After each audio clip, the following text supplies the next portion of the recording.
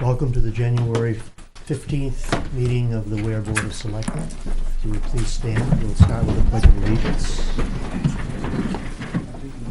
Allegiance to the flag of the United States of America and to the republic for which it stands, one nation under God, indivisible, with liberty and justice for all.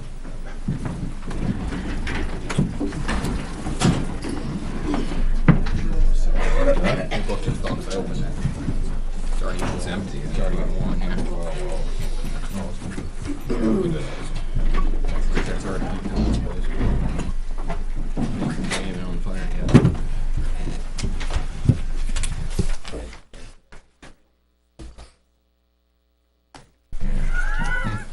Yeah, that's it. The primary purpose of tonight's meeting will be a public hearing on our budget and on a new contract with the town administrator, and also on the possibility of allowing Keno in the town of Weare, which will be a warrant article to that effect. Before we get into the public hearings, which are scheduled for 7 o'clock, are there any department heads here with business that's not directly related to that, or anything to present, to update us on?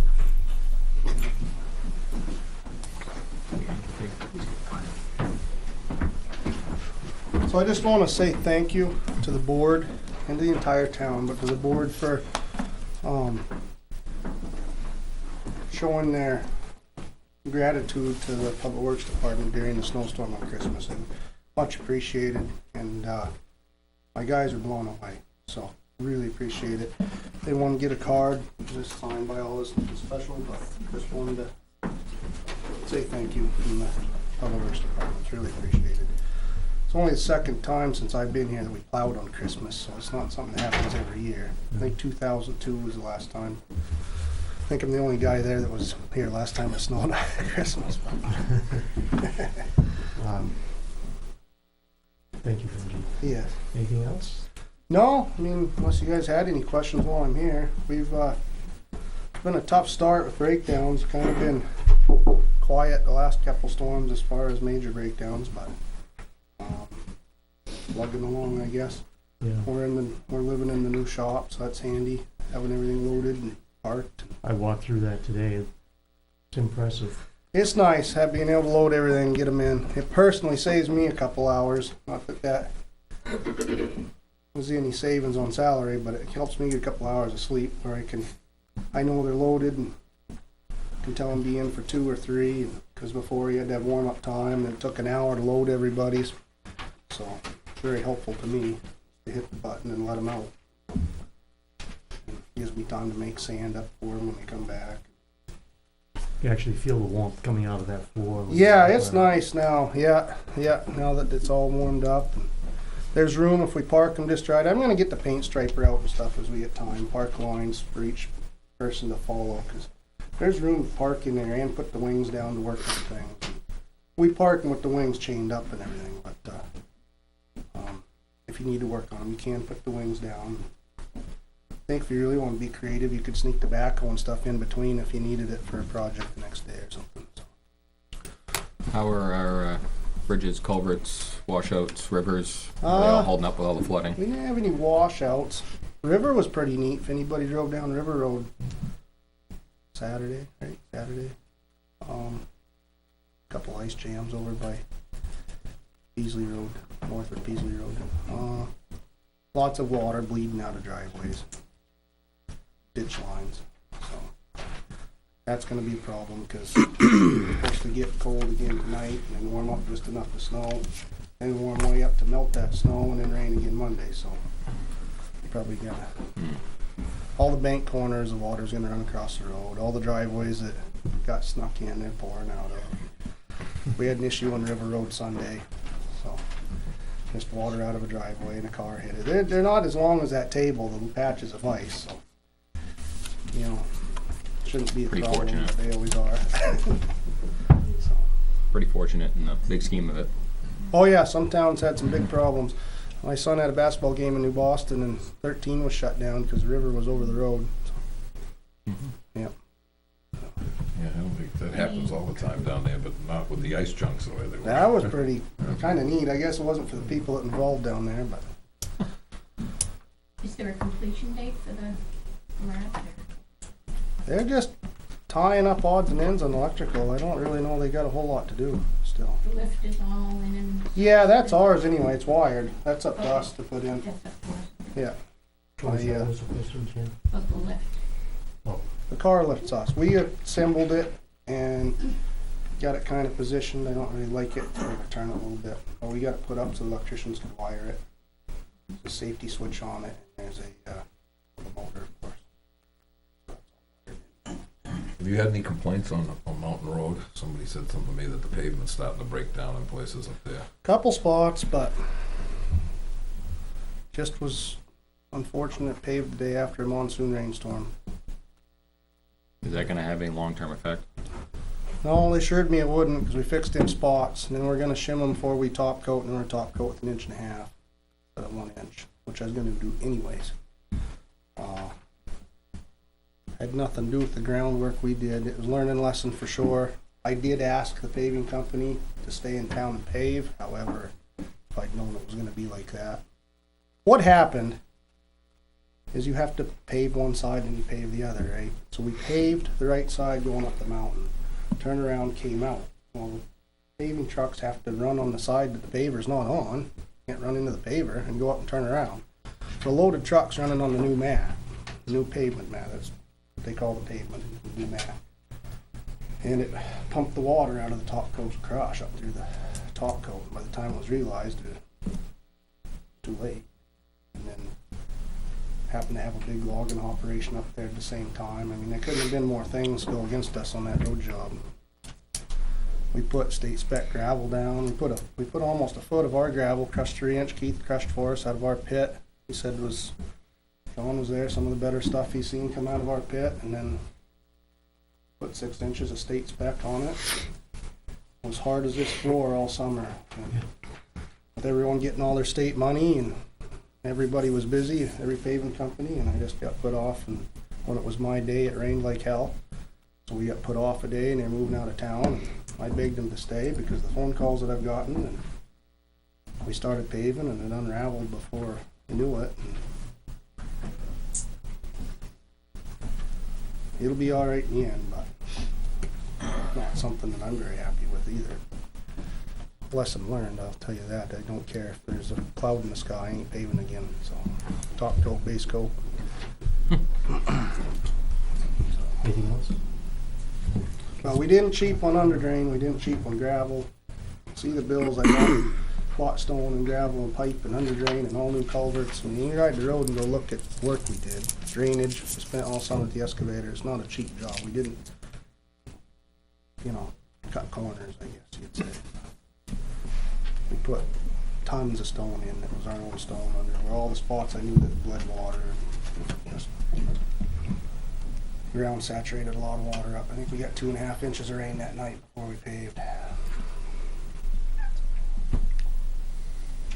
That's we're all set. All right. Thank you. Thanks, Benji. Sean, Bob, anything? Anything? Something.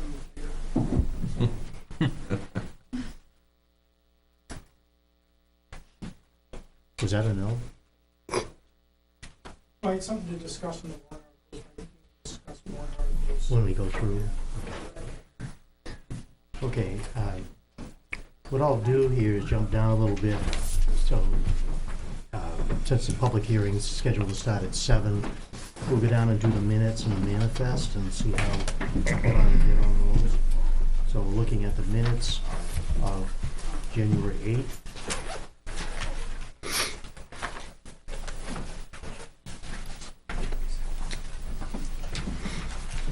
I only found a couple of little things here. Anybody have anything on page 1?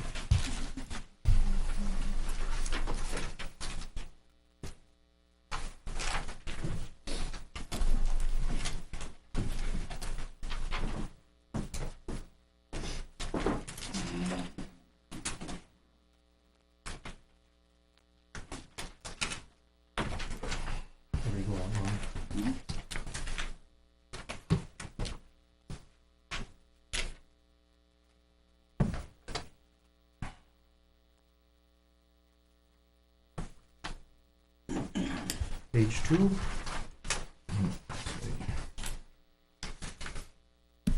Yes. Go ahead.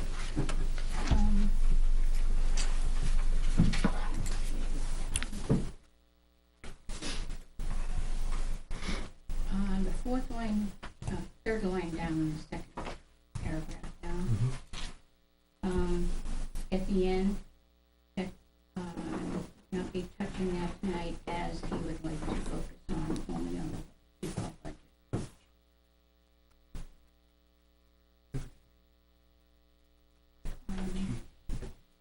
Under January 2018 minutes,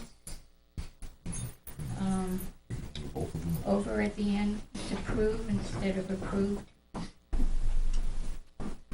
Seconded to approve.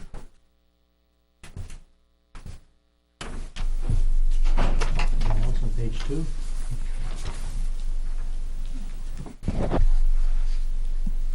Page 3, I only have one little thing.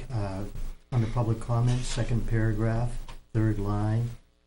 The warrant, Mr. Butt then questioned the article on the warrant regarding expanding the purpose of, and I took out the word to. Said regarding to expanding. Just took it out. And then up above there, I missed this one. Also on the public comment, 1, 2, 3, 4, fourth line up. You go over town administrator, I cross out the word yet at the end because it's unnecessary. Anything else? Anybody? I did, the next paragraph, 1, 2, 3, the third line down over at the end, he questioned the original wording. And then on the next line, it's a cross out that. And on the next line, after and, Mm-hmm. just cross that out, recall the word placement. And just cross out the he. Yeah. You good on page 3? Yep. Fourth line up, advantage with only 3 members. So you cross out, I think it's half, added to 3. Yeah. Page 4, I didn't have anything on page 4, anybody?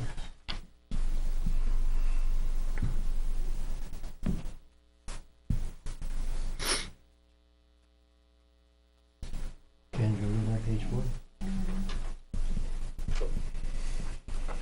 Under, I think the governor should be capitalized, 1, 2, 3, 4, 5, 6, 7. Line up. 7 lines Line up. Yeah.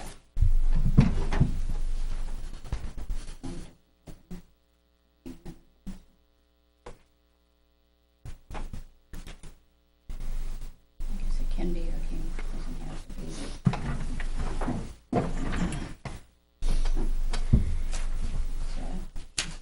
So, And page 5, first paragraph, second line, just change there to THEIR. mhm. Anything else on that page? I didn't know if it was 3 to 0 at the end, and 9. 3 to 0 to adjourn. I To imagine that adjourn. would be unanimous, whatever we would have here. Yeah, there were 5 of us here, so I didn't know.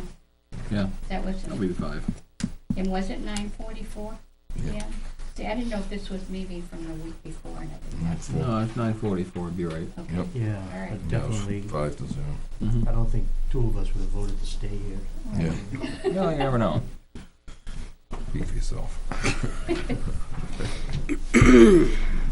It's so lonesome, you know. Okay, move to approve the minutes of January 8th as amended. Second. Second. All in favor? Aye. Aye. Oops. Thank you. We move to manifest. I move that we order the treasurer to sign payroll and accounts payable checks dated January 18th, 2018, as included in the following manifests. There's a payroll manifest of $52,589.71.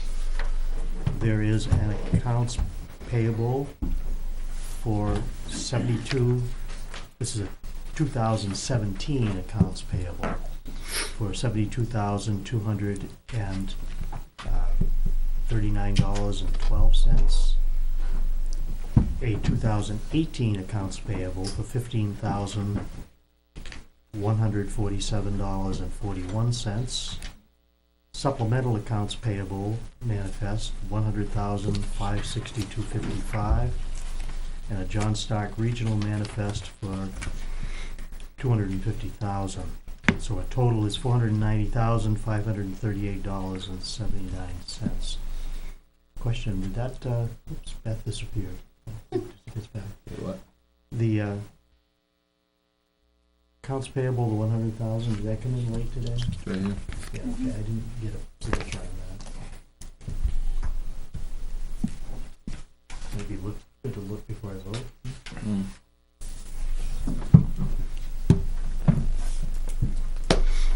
That was a payment to Turnstone on the work on the new garage.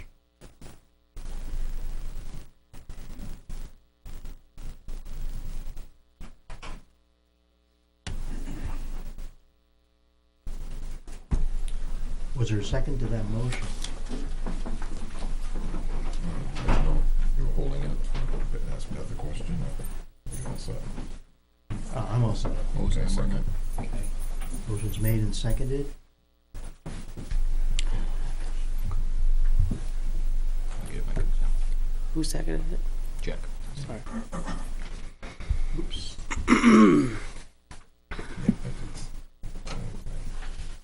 Yeah, it's 17, so 17. I know I keep doing it too. Okay. Are you okay voting, or you want to sign that first? Okay. All in favor? Aye. Aye. Opposed? Aye. What, did you vote? No, because I've said all along that I don't like it just receiving it this way. I'd rather have his signature on it. Bruce? So I can't, It's Bruce. Bruce's for signature on them, Oh, okay. instead of just an approval thing over there. So, Okay, so 3-2.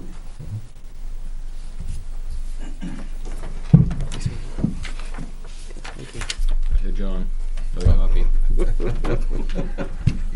missed a copy. Back to the John for the copy.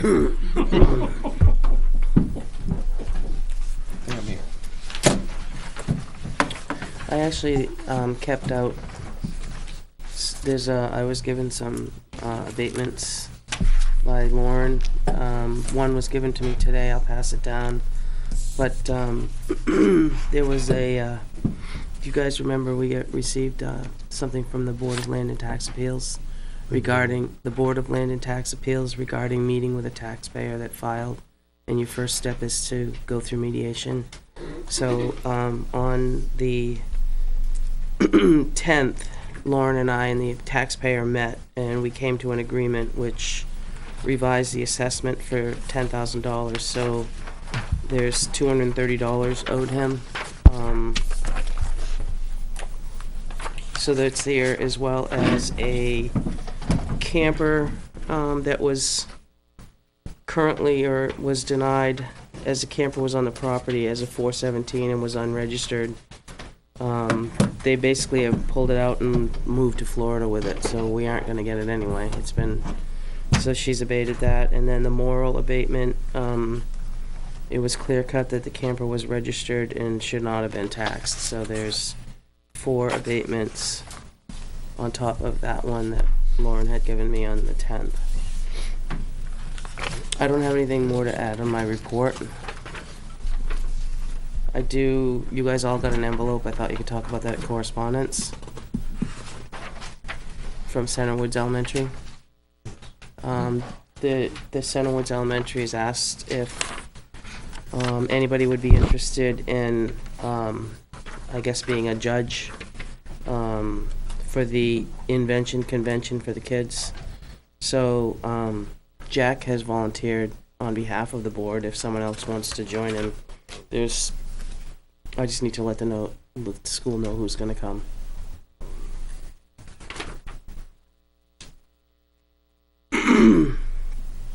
If not, I'll just give him Jack's name, that's fine. It's Friday, February 16th. You go too? Okay. Okay, 3 makes a quorum, so that's it. I'm just kidding. That's basically all I would offer. I was more prepared for the hearing and stuff like that. You have to sign this one too. Should be, It was all blank. It doesn't have a flag. That's the only reason I'm asking. let me just look at it for a minute. I think that's a copy that he submitted. Okay. All right, so we don't have to. Nope. Okay. So you have nothing new under your report? No, Not even 7 minutes worth? no, not really. If I talk 7 minutes, I won't be able to talk again, so.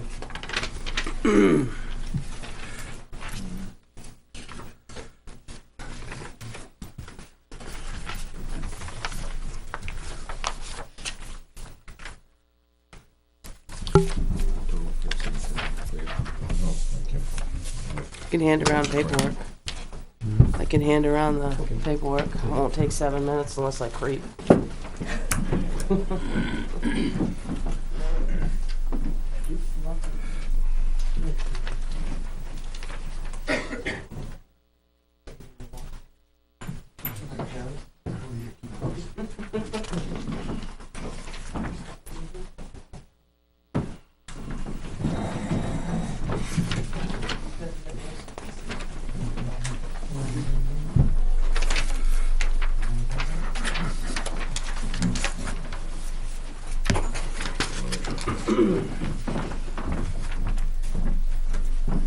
That's the warrant articles. I believe Beth might have the budget portion of public hearing.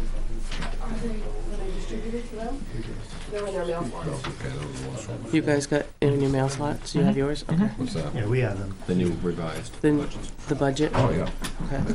She just gave me, or somebody just gave me my packet.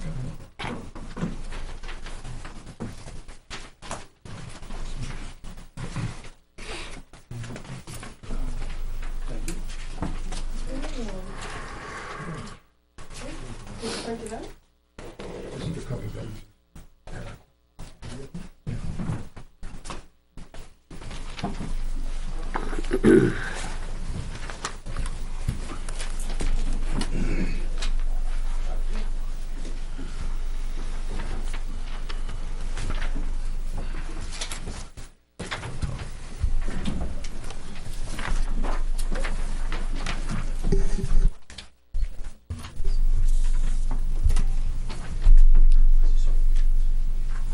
Good. I think it's all covered. Oh, that was the first one. You all put that in the folder? I'll give it to you.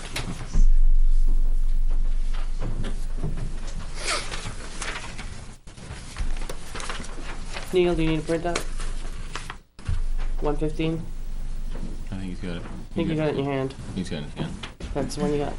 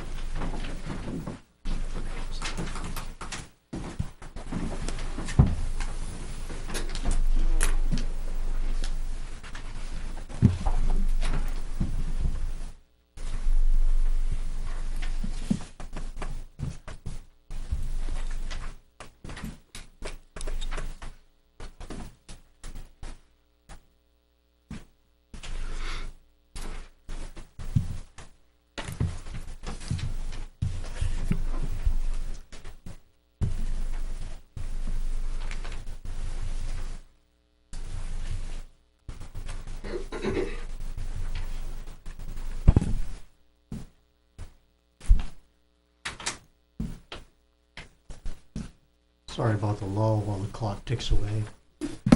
Probably should have hired a dancer or a choral group or something to take up the slack.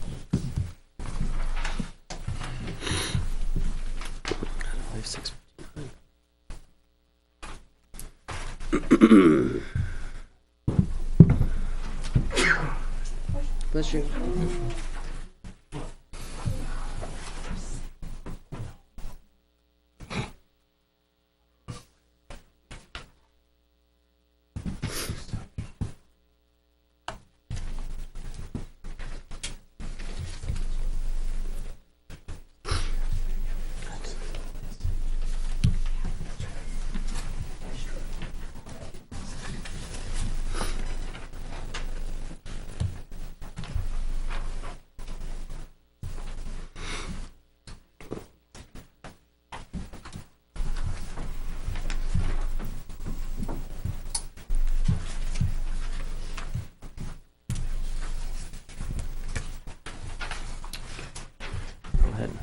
Okay, we'll open the public hearing at 7 p.m. to first hear public testimony and comment on the proposed town budget and all separate warrant or petition warrant articles. And also, you have before you the default budget.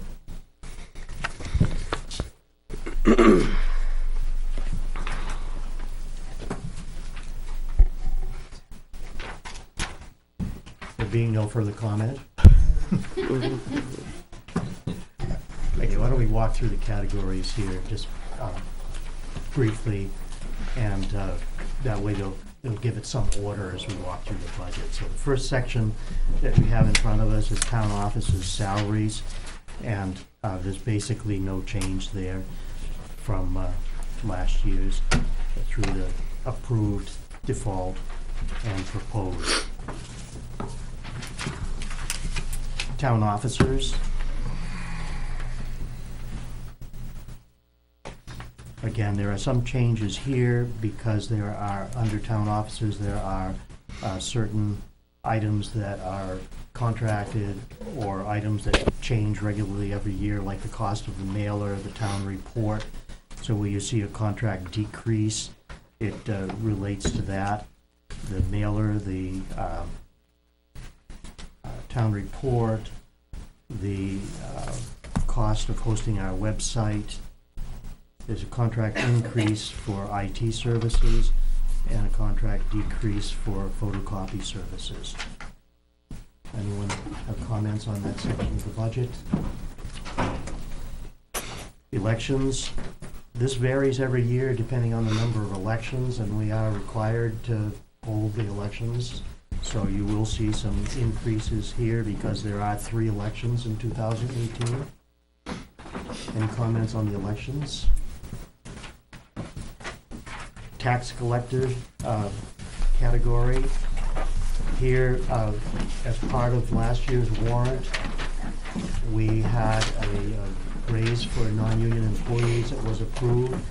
And so there are areas here that relate to that, as well as some insurance premium changes.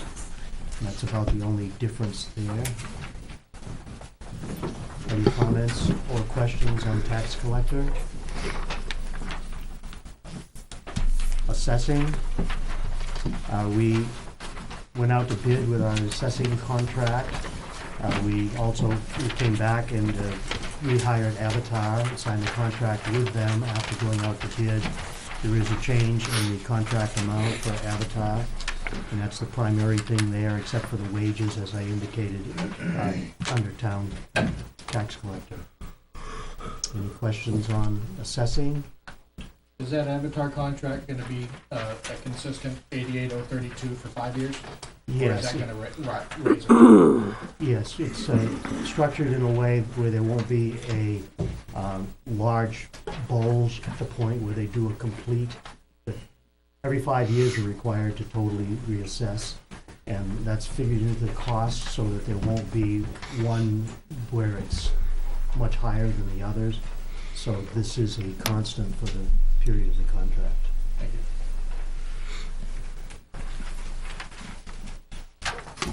Legal expenses. Again, the approved default, same, and we are proposing an increase of 72,000 from 62. But as you can see, we have gone over that 62,000 each year for the last 3 years. Questions on that? Finance administrator, basically the same as we said, the increases that there relate to wage increase approved in our last warrant and insurance increase.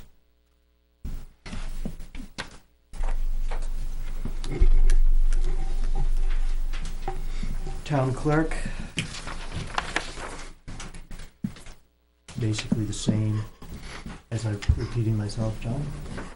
I think it's just pretty close to time, but I do have a question on the town clerk. Sure, come on down, please. See line 120. Have to go to the left-hand side of the margins, you have 120. You have telephone, and apparently it's proposed to 800, but there's still $1,300 in the default budget there. You removed the fax machine, so I'm wondering why that remains at, why the default remains at 1,300. Because that was the approved budget for last year.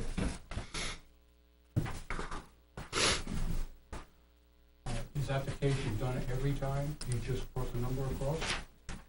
If there are a lot of contracts here, and if the contract went down, we, I believe in each case, use the new contract amount.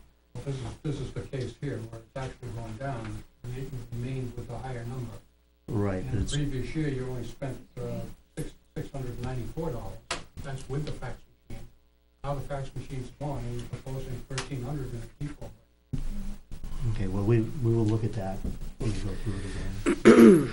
The question, I'd like everybody to come down, but I'll repeat your question, so you don't have to come down. The question had to do with the removal of a fax machine, so the proposed budget is $800 because the telephone cost went down, and the default number was the same as last year's proposed of 1,300, and that's what the question related to. Anything else under tax, town clerk? Yes, please.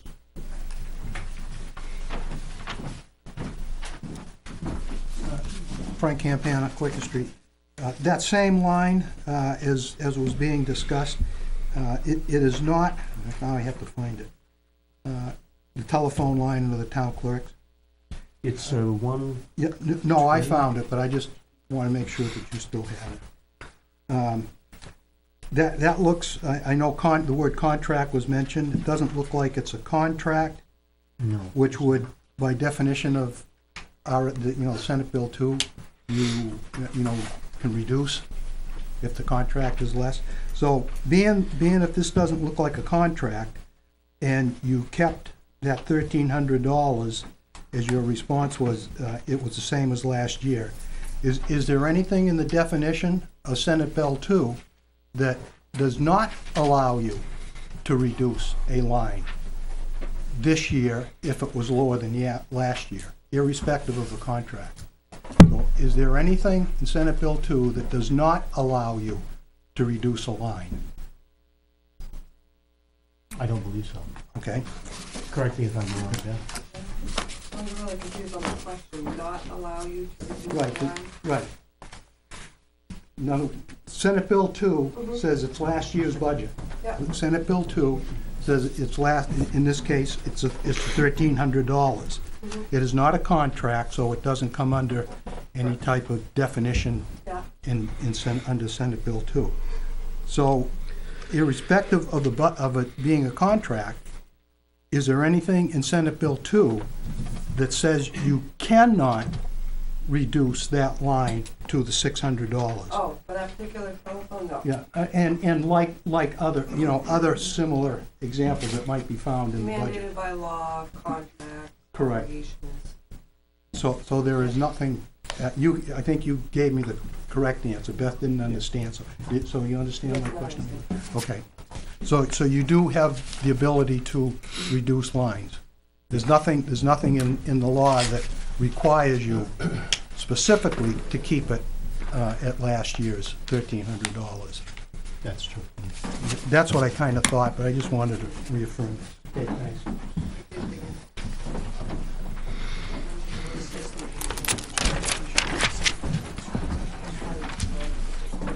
Good evening. There are many more examples of that throughout the budget.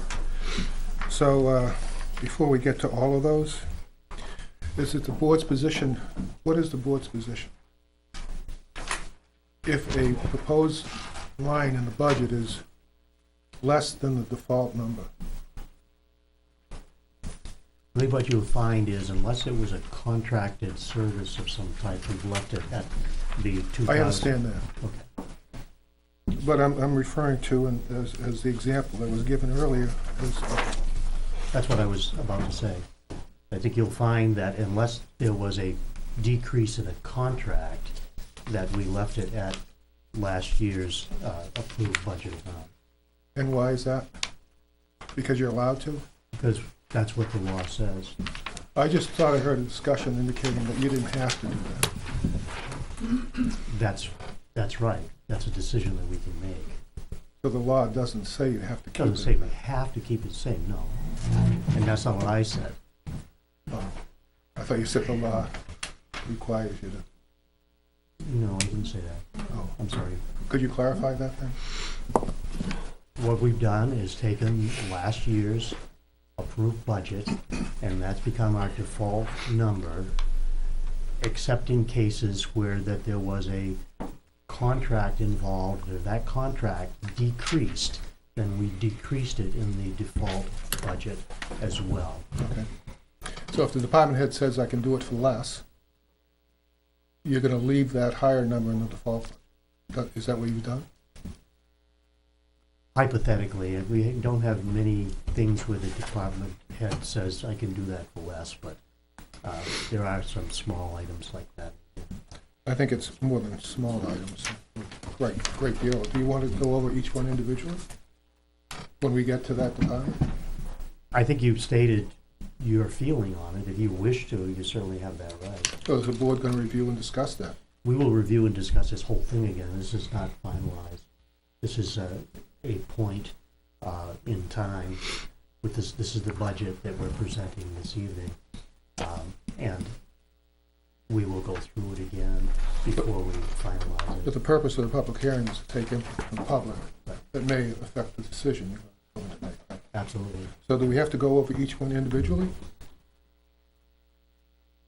I mean, think is in the board case- going, is in the case board of going what to you- look at what you're talking about, I believe, you're presenting a concept to us. And Not a new concept. so, you know, we understand that. If you wish to, each time we come to it, speak to it, then that's fine. Otherwise, we can go through it and we will discuss that So you will go concept. through and look at the numbers that are higher in the fall budget.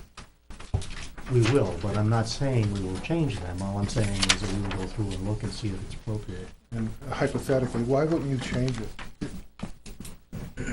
Well, we've if gone you're down, allowed to? we've gone down this road, who's other board members, in your opinion as well.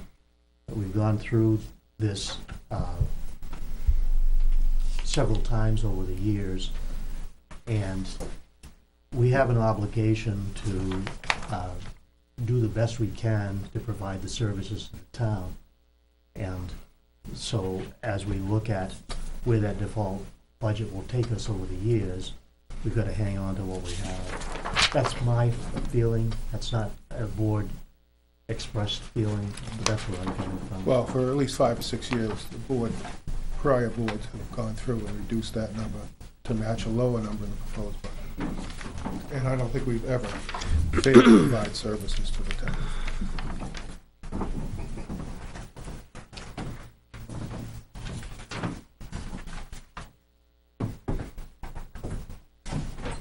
What section were we on there?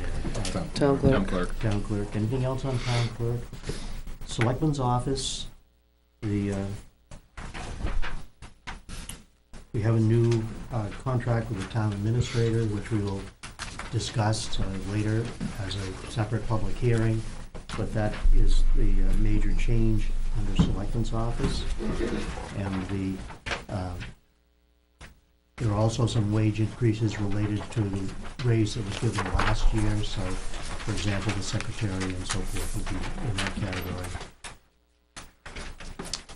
Any questions on that? Cable committee, pretty straightforward, no change. Trustees of the trust fund, the same thing.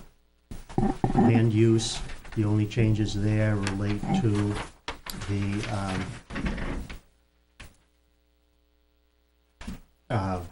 changes that were approved from last year's warrant article for raises for non-union employees and the related costs. Government building.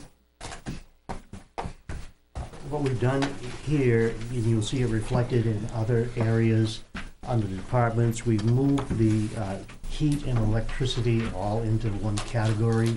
So rather than having heat for each individual department under their budget, and the same thing with the electric, we have moved it all into the government building account. I have a question on that. Sure, Glenn.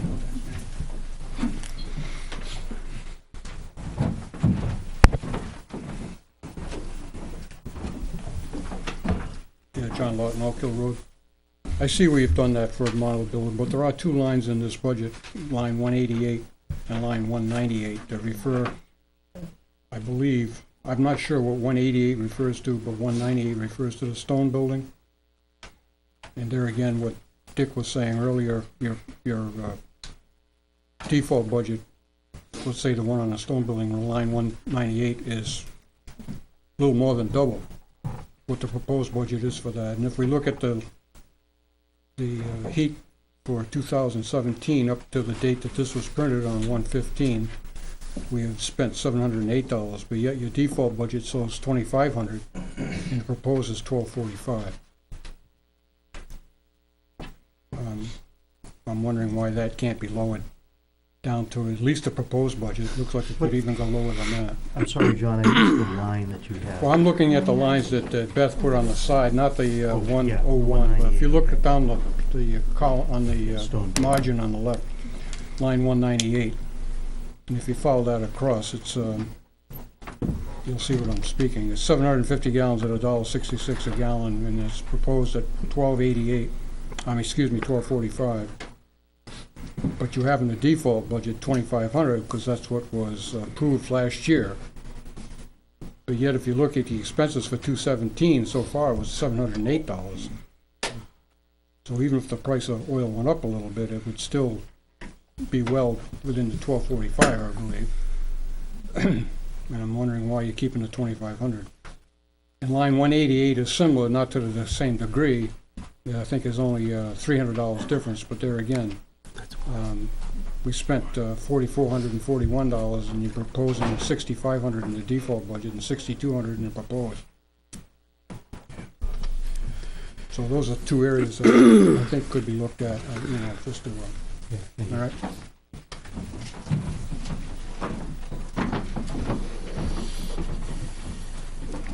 Good evening, John Van, Walker Hill Road. Far left-hand column, line number 183, wages maintenance. Default 2527, which was budgeted last year, proposed is 7,800. Is this a new position? Where's this money gonna be going?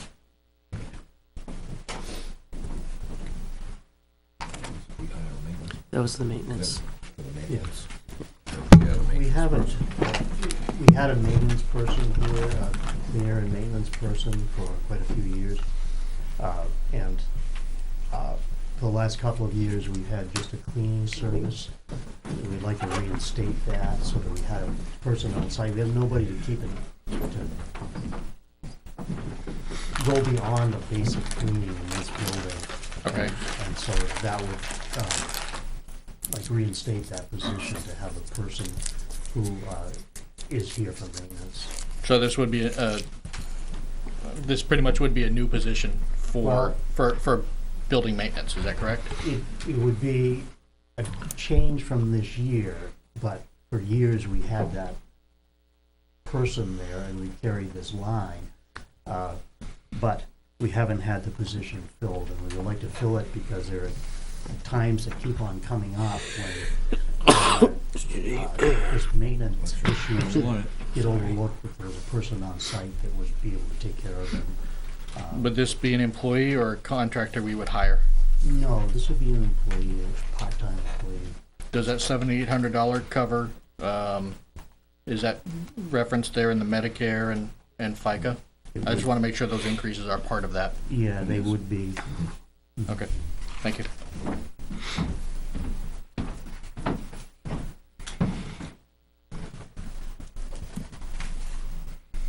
Government buildings, anything else there? Cemeteries? Excuse me. Yes.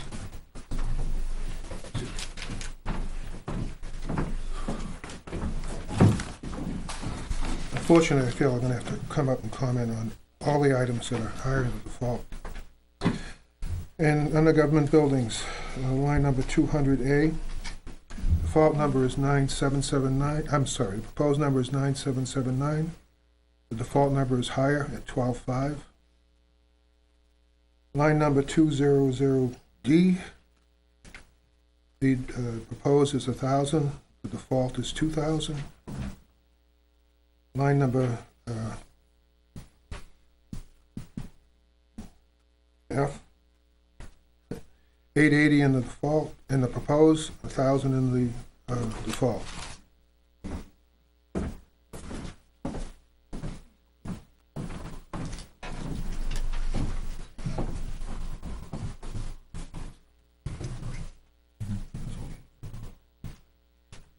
Anything else on that category?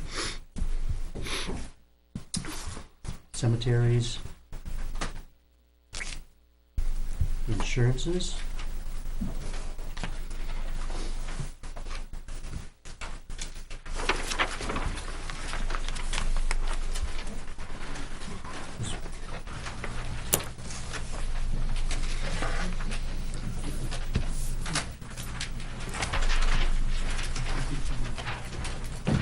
Advertising, and the second one, the dues to the New Hampshire Municipal Association. Is all part of the advertising and regional association. Is that the area that you want to speak to? No, I think I missed, you're down further than where I wanted to be. Okay, I'll back up for you. I'll do that. More an explanation. for line 138, Department Secretary, it's on page 4. Well, I came in late. Animals to take care of.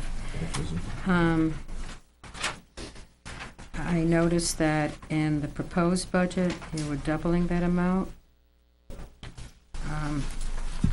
Has something drastically changed? I noticed that in the Highway Department, there was also a change in the secretary. I'd like to know what the responsibility changes are, or why we're increasing that, because that's like 3/4 of a person.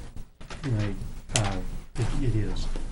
And the change is that, again, we have rotated positions around here quite frequently. And for the last year, perhaps 2, the town administrator's secretary has also served as the highway department secretary. Prior to that, we had a 30-hour position, 30-hour-a-week position for strictly highway. We consolidated positions a while back, and we were returning to what we had. And so you could look at the highway as the 30 hours that it previously had, and we give the town administrator back her secretary full-time. So that's what we're doing here in the budget. How long ago was that? How long ago was? That you had a 30-hour highway and, I guess, a full-time secretary for Selectmen's office? Well, we've gone through stages of it. We had Sue, who was at the fire department. Mm-hmm. We exchanged with Sharon, who later became our tax collector. And so it stayed as that 30-hour position. We made that change.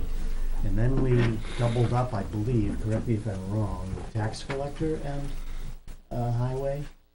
For a while. For a while, and then tax collector, we transferred her extra hours over because they were needed in the town clerk's office. So it's tax collector with 10 hours of town clerk duty now.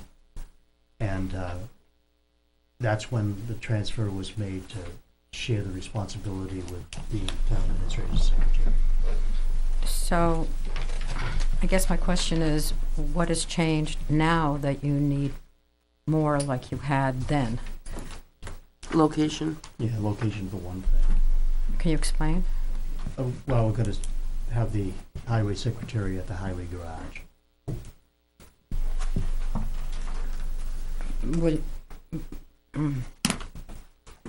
But then the selectman secretary would be part-time because that's what she is now, is that correct?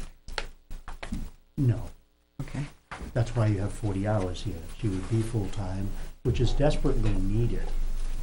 I mean, it has been right along. What we've done, during the recession years, we consolidated positions in order to save money. And that was one of the consolidations.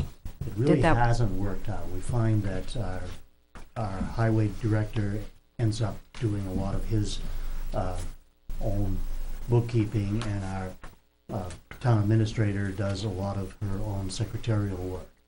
So there's the need there to go back to having a full-time secretary for the town administrator, and we would like to relocate the highway secretary to the highway garage. And is there space for? Yes, there's an office provided for that. Thank you.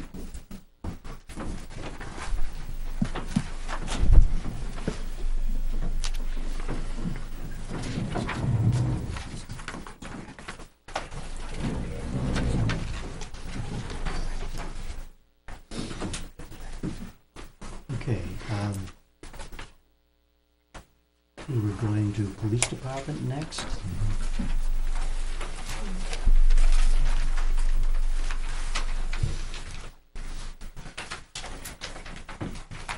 And there is a change. We signed a new contract with the chief of police, so there's a change there in the related FICA and other expenses.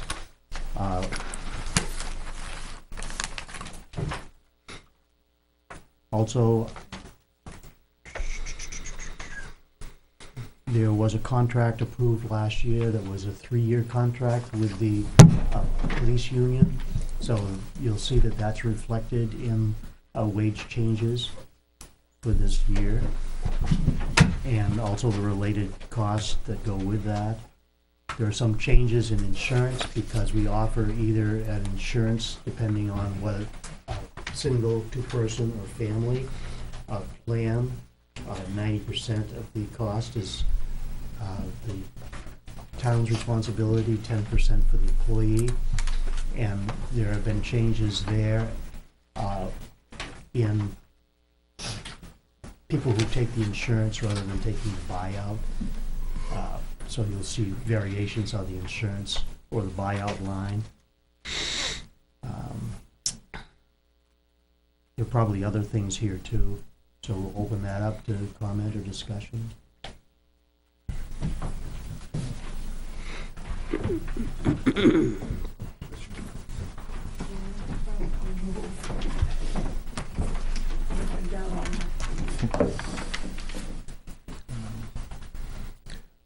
Last year, on the warrant, there was an article for the collective bargaining agreement for the police department. And you projected the estimated increases per year. And 2018 is a full year under the agreement.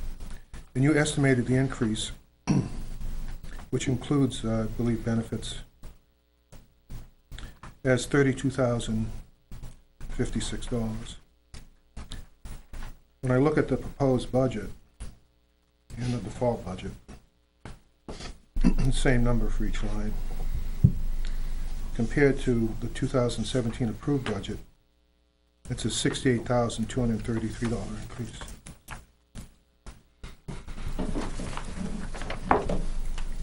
There's another part of that.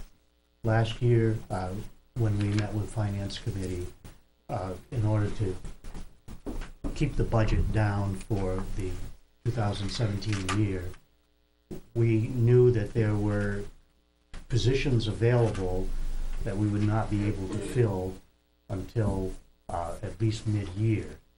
So we took out, I think, 3 months, but it might have been more than that, off our budget, understanding that those would have to be part of the default budget this year and part of our proposed budget this year, because they're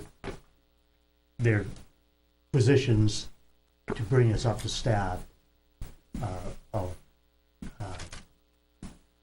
our 11 patrol officers and sergeants and so forth. So that's not all contract related. It's putting back a full year of services for the full staff that we backed off on last year, knowing we would not be able to fill those positions before mid-year anyway. So you had a 3-month agreement with the Finance Committee to reduce wages for 2 officers, knowing that it would be put back into the following year's default budget? That's right. Is that right? Yeah. You actually did 6, did you not? 6 months? After the vote, after the change to the proposed budget was made, approved by the voters, did you not then change that to 6 months and reduce the budget for the 2 officers for a total of 6 months? Probably we did. Beth, is that the case? You know? One was April 1st.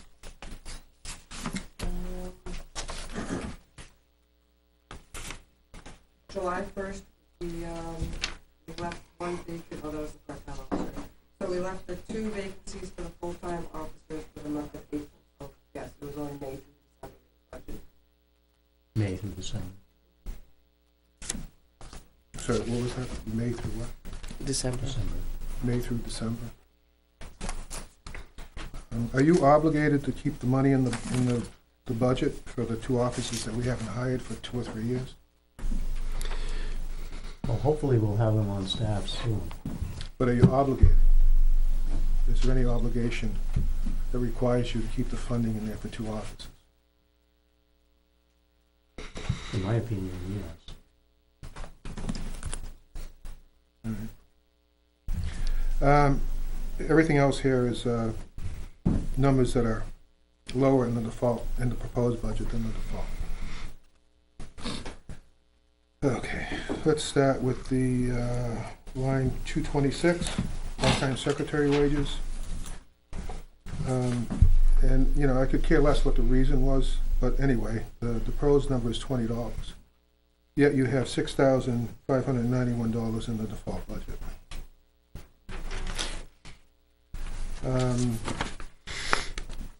And I don't understand this, but line 233 is a Medicare line. For some reason, I know it's not a lot of money, but for some reason the proposed number is less than the default. I would think those things would be the same.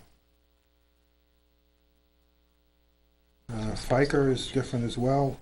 It's higher in the default budget than the proposed budget. That's line number 234. And in the public police telephone line, which is line number 239, the number in the proposed budget is 13,666. And the, I don't know, that's pretty precise. It's $16,000 in the default budget. And, let's see, police printing, that was reduced in the proposed budget, and default budget, it has $1,200, so $200 greater. And police body-worn cameras, line number 254, the proposed budget shows 1818. The default budget is $6,500. Now, all of these things add up to a significant amount of money. But what it does, and I suspect the board doesn't want this, it provides a bigger separation between the default and the proposed budget.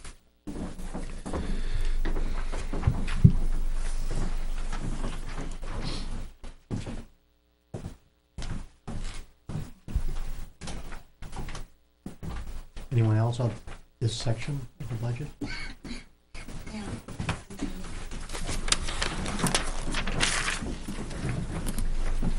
Chris Haig, Abijah Bridge Road.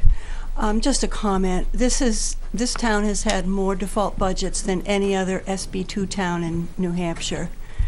If this were the first time that we were proposing and we were going to have a default budget, I would be very concerned about the disparities. But we've been running on almost empty for more time than any other town. So I think that we need the money in whichever budget it's in.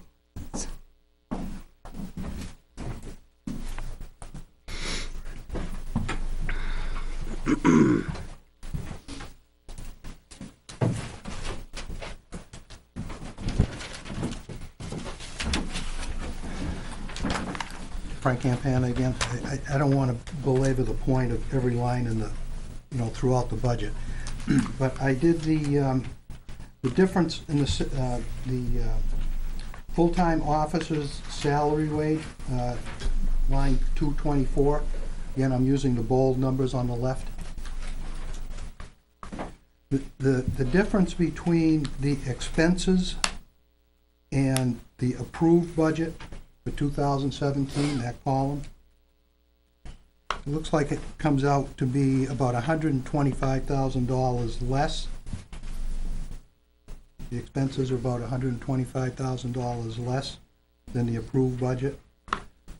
I'd like to know where that, well, I won't say that just yet. And then I look, if you'd allow me to go to the very bottom line of the police department, 278, in the bold number on the left. It looks like there's a little over, something over $77,000 less in expenditures from the approved budget. So that difference between those two lines is $47,000. So I guess I'd like to know where that less expenditures especially in the salary line, where did that money go to? If you drop down to, unfortunately, what happens if you don't have full staff is you have more overtime.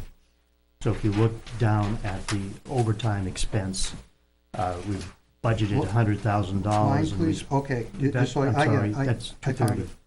I found it. And we spent 159,000 plus Okay, on overtime. okay, So it balances out somewhat with the full-time officers line, because if you don't have the bodies, you can't Right. schedule that, so you have Okay. more overtime. okay. So then again, the second part of my question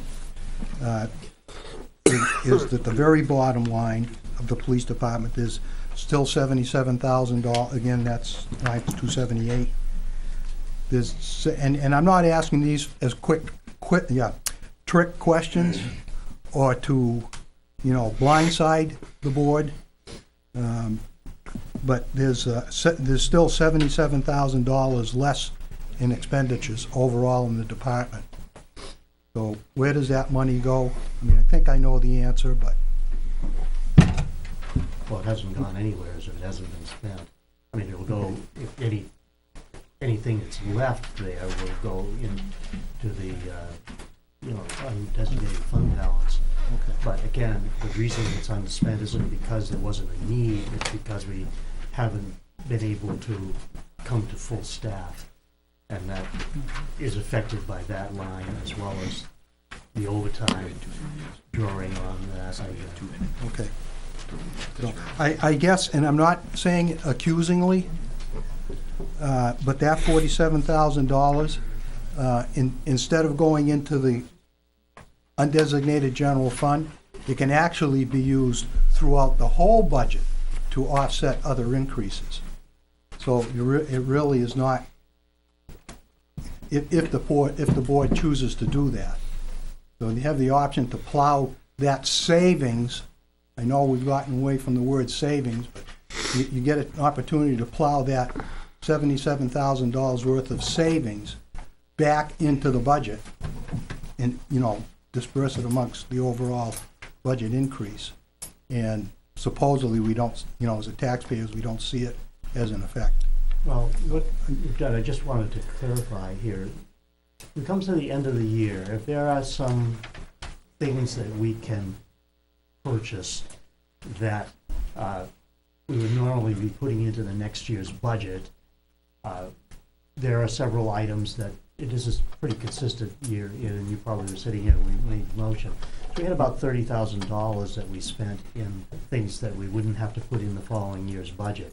But even with that, Beth, I don't know where you have that figure, but we still had a substantial amount that's turning back into the undesignated fund balance. It doesn't go anywhere else. That's the only place it's going. The bottom line of the budget, we probably got in the area of $100,000.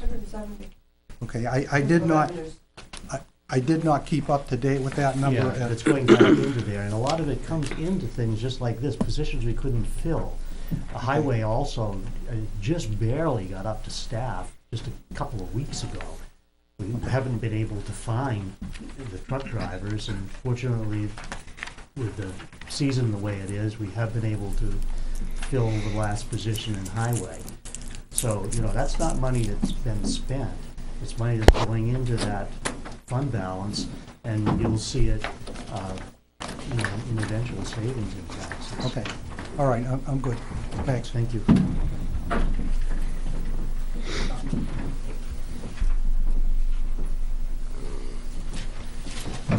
Other board members, please, if you want to slap me here or something, go ahead and speak up. You're doing great.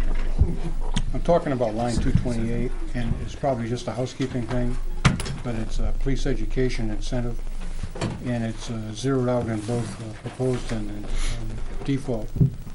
Now, I understand that money has been wrapped into their base pay. Is there any reason why we keep that line in the budget? Why doesn't that just disappear? Yeah, well, probably it should over time. I think you have to keep it there for a certain number of years, and then it will disappear. is there a timeline on You're that? just questioning why the 10,500 is in the 17 blue flag? No, I'm talking on line 228, police education incentive. Mm-hmm. Okay, There's nothing in either proposed or default. correct. And that's been, 15 and 16 and 17. according to what I understand, that's been wrapped into the base pay now. Yes. Yeah. So it should be, 18, yeah, it is in their 18s. yeah, should it disappear? Or? No, it'll stay there until it's off the, yeah, because I won't show you a budget anymore. The expenses, there won't be any expenses. That's what you mean? No, I'm just wondering It's why the gonna line drop even off. appears in the budget. Because it was in the 2017 approved budget, because it was in the proposed budget, and then the warrant article was separate. So that's why it was,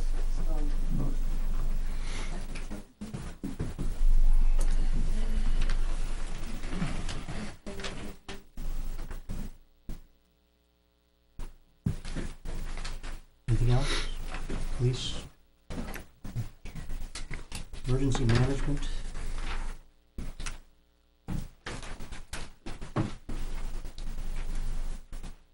Fire department. There are lines there that relate to wage increases that were given last year, and also bringing staff up to full staff in some areas where that we had to delay the implementation last year. Those are the primary differences you'd see there. Yes, please.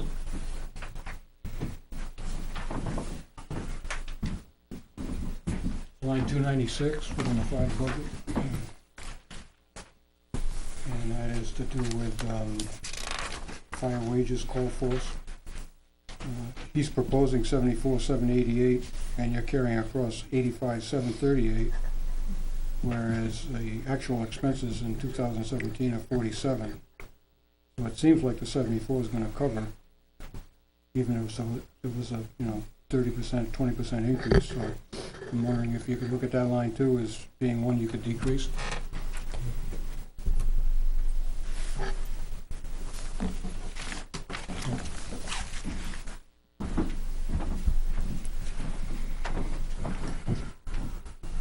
Any other comments or questions on the fire department?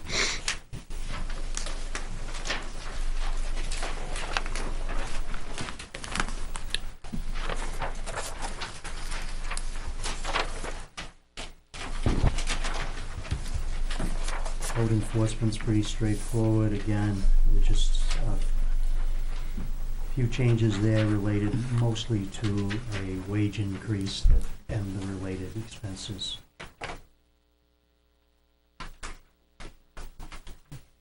Forest fires, no change across the board there. Highway department.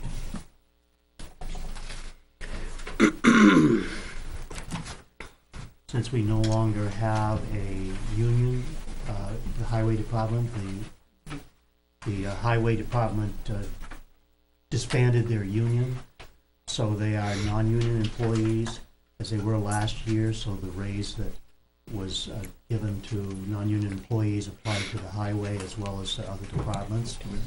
And so you will see wage increases and the related costs in the budget.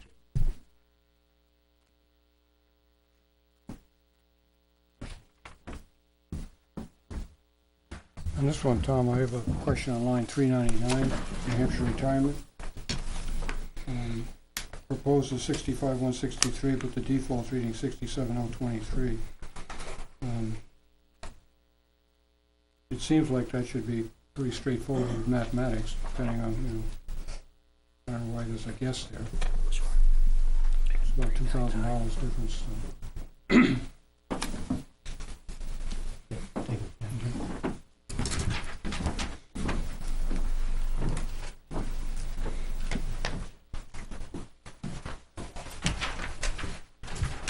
Highway, anything else?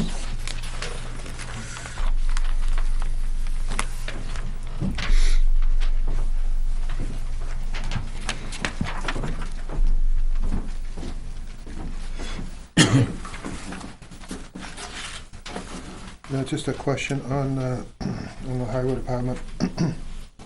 Lines 396, 397, and 398. And 399. 396, 397, 398, 398. That's those. It says part-time employee proposal. Has the operating budget been adjusted to cover those increases in cost if the article in the warrant gets approved? I'm sorry, Is that part-time? tell me what line you're on again, 396? Okay. 397, 398, 399. If you look to the right, under reasons for increase or decrease, it says part-time employee proposal. Is that the part-time employee proposal that's on the warrant, or is it something else? Is it the part-time, it's under the highway department? Pardon me? Oh, Secretary. the secretary, we talked about that, the 30-hour-a-week secretary, that's where that is. And that's not the warrant article. Oh, all right.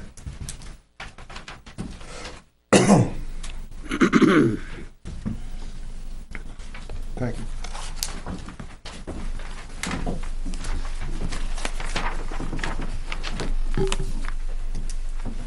Anything else on highway?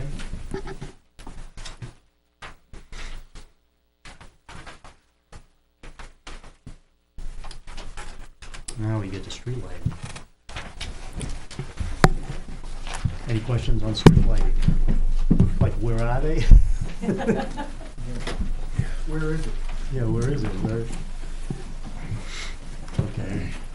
Transfer station.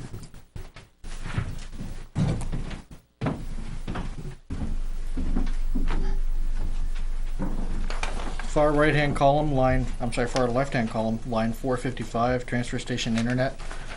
Budgeted 2017 for $1,008. Zero was expended in 17, yet we're doing it again. What's the internet for at the transfer station? So you can get his emails and stuff. Okay. Pardon me? So you can get his emails and news, he works a lot within NRA. He does it all on his own phone and stuff, he doesn't have a town phone. And last year, we were gonna hook it up for him, and we kinda hoped maybe the Wi-Fi router, new garage, you could just steal it off that. That's not gonna work, so. Okay. We didn't get it last year, and I'm asking for it this year. So it was budgeted, but then with the new garage, it was hopeful you'd be able to. Steal it off that. I didn't know enough about, that's not gonna work.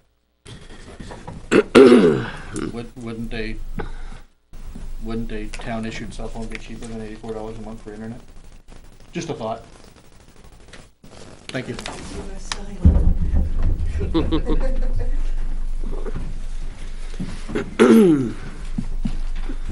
Anything else on the transfer station?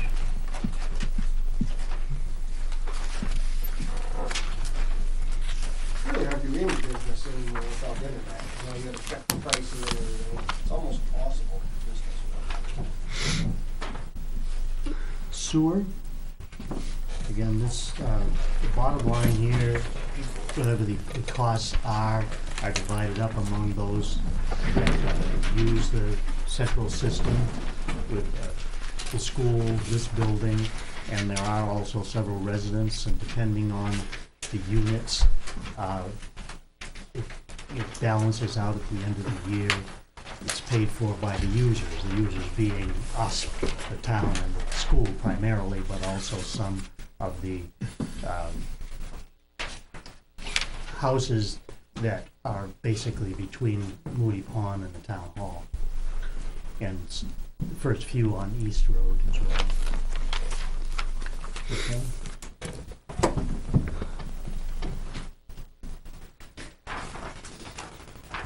Water, we have just a couple of wells in the center of town that relate to that. Animal control.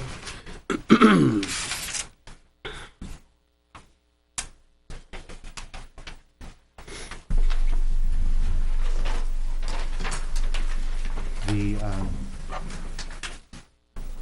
proposed reflects increased cost during this last year, and we're kind of in flux on that position right now as far as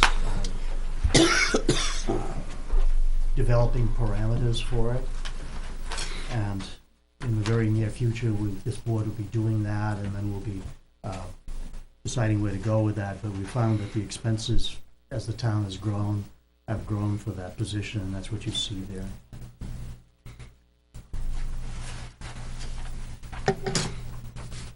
Okay, health, welfare, any questions on those? Yes, John?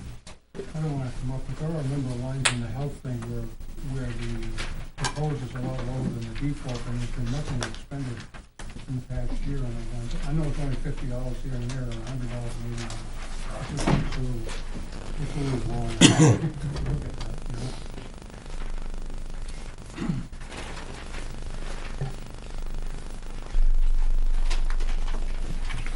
Okay, welfare. Parks and Rec.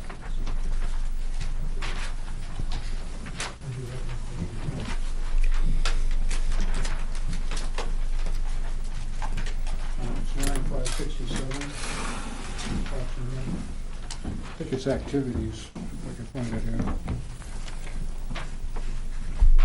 here. Recreational activities. We're proposing 4,000, we got 5,000 in the default, and we expended $899 in the previous year. And even the year before that, we only went up to 3,200 in an active year, apparently. So it seems like the 4,000 would cover it. I just wondering why we're keeping the 5,000 in the default. Okay, thank you.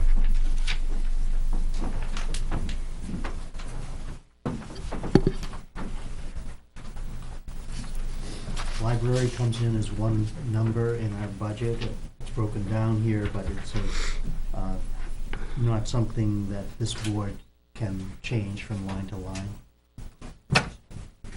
Patriotic purposes.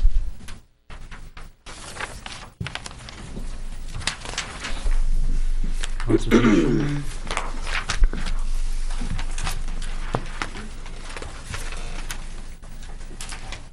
Economic development. Ambulance service, that's our billing service for ambulances. Debt service. We would note two things there. First of all, the bond payment for the principal, and then because the interest is paid twice per year, you'll see two payments for 2018, where we only had one payment for 2017 for the interest.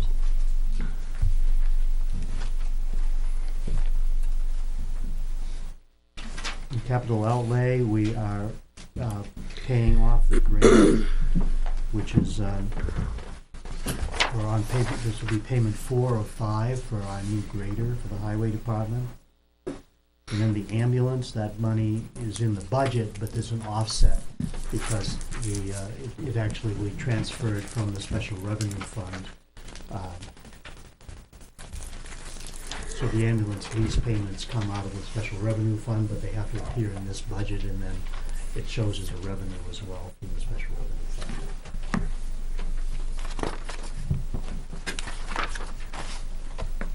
Questions? Yes. Just make a comment before we go to the public hearing. I just did some research today, and it's surprising to me, and this isn't really anything about any line item, but New Hampshire is the third oldest state in the country. Our neighbors are the two oldest, Vermont being number 2 and Maine being number 1 oldest. That means that we have a lot of people over the age of 65 that live in our state and in our town, respectively. Now, a lot of those people are on Social Security.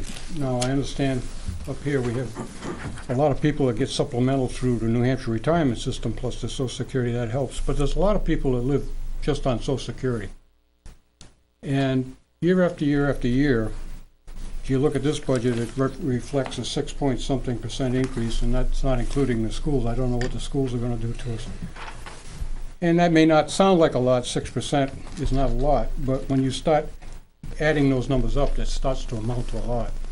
And when somebody's on an income that hasn't gone up in years, even though this year it supposedly went up 2%, but those of you who are on Social Security know Medicare ate that 2% up, so you didn't get anything. In the last 2 years, we haven't gotten anything at all without the Medicare going up. So you're basically flatlined. And I know you need to do things to provide services for the town, and I understand that, and I wish in a perfect world, everything could be what it is. But I would hope that you, when you're sitting up there, that you would take into consideration the amount of hardship this could be placing on the people in town who really are flatlined. I sat in that position, and I know we had a lot of people come in and couldn't pay their taxes, and I don't know what it's gone up in the last 3 or 4 years from that point. But there are a lot of people struggling out there to pay their taxes, but yet we continue to raise these taxes. And yet a lot of things in here would be nice if we had them. But do we need them? It's a difference between what we need and what we want.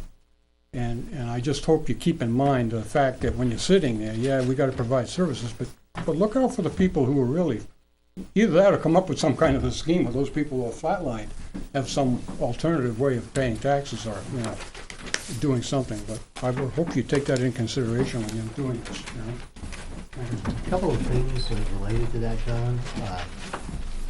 That, I mentioned this to the Finance Committee, but that 6% that it says, it's a raw figure. Last year, if we had done nothing, taken nothing from the undesignated fund balance to offset taxes in October, when we set the tax rate, the increase would have been 7%. It came out to be 1% because we do everything that we can to offset that. I think we'll find the same this year because we've been conservative in looking at what we had available so that we could not look at it as 1 year at a time, but over the years. So I have no doubt there'll be at least an equal amount available to offset taxes coming next fall, and perhaps more because we have had some savings this year. But Tom, that's an argument that goes on every time when that time of year comes around as to how much you can actually afford to give back, and there's always argument back and forth. I know when we were on the board we had that argument. But still, every year, our tax rate goes up. I don't know, on a $200,000 house, it's probably going up $200 or more every year. That's $200 more that a lot of people aren't getting. And so, just keep that in mind. I would, I hope you look. I mean, what has been done actually? Let me ask this question: have you done anything to reduce the expenditures of any of the departments in town? Have you asked them to look at their budgets and actually come up with schemes or ways that they could perhaps run more efficiently or lower the costs? I mean, those are the type of things I think, they should be brought into the equation also.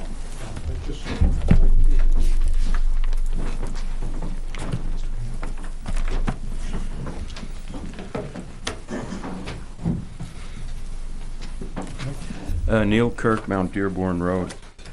Just so folks know, John Stark will be coming in with a budget, including the teacher's contract, if it's approved, that's less than it spent last year.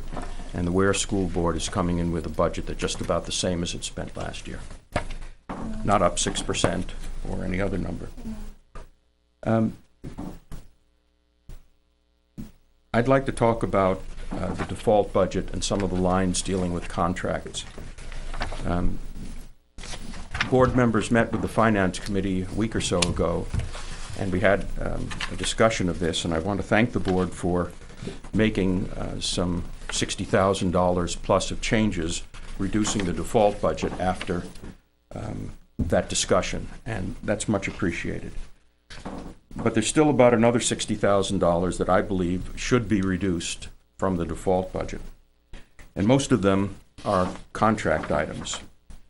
If I may, Mr. Chairman, I'd like to distribute a handout to the board so you can follow along the points that I'm making. And if it's all right, distribute the same thing to members of the public. Thank you.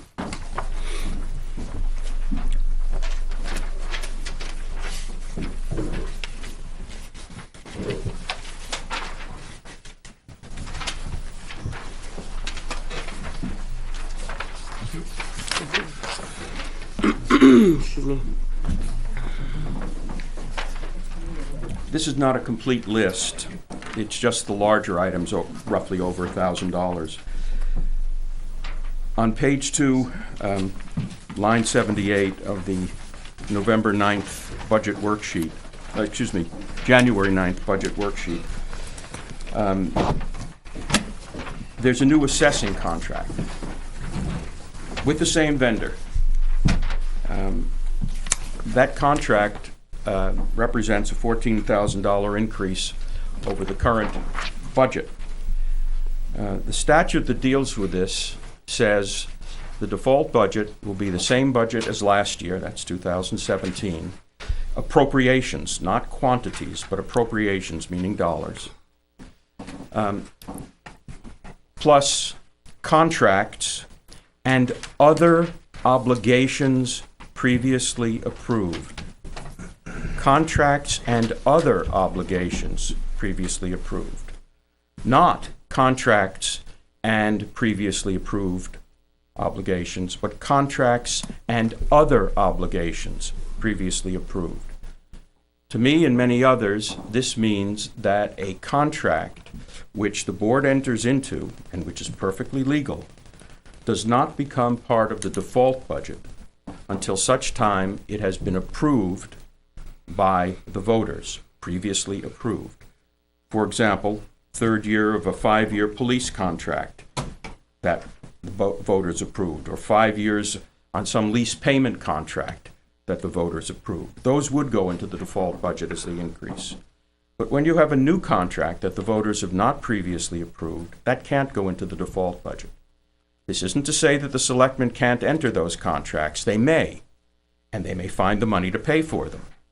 But that's different from whether or not they go into the default budget. This new assessing contract falls into that category. The $14,000 additional dollars should not be in the default budget, but obviously should be in the proposed budget. The new town administrator's contract has roughly another $14,000, and that contract was signed at the end of 17, I understand. For the same reason, that contract should be in the proposed budget, that increase, but not in the default budget. The police chief's contract, that was done in 17 in the middle of the year, not approved by voters, $6,000. That also belongs in the proposed, but not in the default. Items 4 and 5 on my list, the police health insurance and police retirement, and items 8, 9, and 10. I'm not quite sure I understand, although I heard Tom's comments before, why the full roster was added to the default budget when the default budget appropriation was very clear as to the amount. And that's the amount that should have been in there, not the increase due to the fact that you now wish to fund the full roster. Makes a lot of sense to do that in the proposed budget, but not in the default budget. With respect to items 11, 12, and 13 from the transfer station, these are new contracts with existing vendors to deal with trash, metals, and paper. For the same reason, they belong in the proposed, but not in the default. I would ask the board respectfully to go back and reconsider this, because you're talking about $60,000, which is roughly 6.9 cents on the tax rate. That's not a huge amount of money, but it might buy part of a truck or some other thing on the warrant that people are interested in having. The reason why this concerns me, and the reason why I bring this up so frequently, and we're having this discussion often, is that the whole point of having an SB2 town was to give the voters an opportunity to participate by going to the polls and voting where more people could vote, rather than a traditional town meeting where fewer and fewer people would come and spend the full day of 8 or 9 hours debating things. But the concern was, well, what happens if an article goes down? And in this case, the budget. What do you do? So the legislature determined, okay, if the voters don't approve the proposed budget, it'll be last year's budget. And then somebody said, well, what about changes? What about one-time items? What about contracts, the third year of a 5-year contract? Hence the language you see in there. I know that some attorneys have advised towns, gee, if gas prices go up All you have to do is use last year's number of gallons multiplied by this year's price, and you've complied with the state statute. Not so. The state statute talks about appropriations, not gallons. So, Neil, let me ask you a question. Sure. With just using that example, the fuel line. yeah. Do we park everything in November because we can't afford to heat it or drive it? I'm just asking. The answer is that you have a bottom line budget. Right. And you have to make decisions, tough decisions, like everybody else in a budgeting world. You have to make the tough decision as to what you want to do. Okay. And it's not a pleasant place to be in, Ricky. No, I'm just thinking that number is out of our control. You say the number that is used by whatever the federal government gives us a projected number, and that number is going to be out of our control. I appreciate that, and maybe the legislature made a mistake. And maybe the thing to do is to go back and have the default budget redefined. But until that time comes, you and I and everyone else has to follow the law, and the law is pretty clear. Moreover, from one other point of view, the point of the default budget is to give people a choice. Do we want to have a town that is better suited to meeting today's needs? Vote the proposed budget. Do we want to keep things as they were because, as someone said, I think John said, we can't afford to do it the way it ought to be done? Then vote down the proposed budget. The original default budget that you folks had was substantially the same as the proposed budget. In other words, the effect of what you're doing, and I understand you're doing it for the best of reasons, was to deny people the choice that they were supposed to have. Thank you. So, Yeah. related to what you're saying here, we have gone through this with our attorneys a number of times, the issue of contract, and, respectfully disagree with what you're saying. I'm aware of that, and ultimately it will be for the courts to decide that. Thank you. Thank you.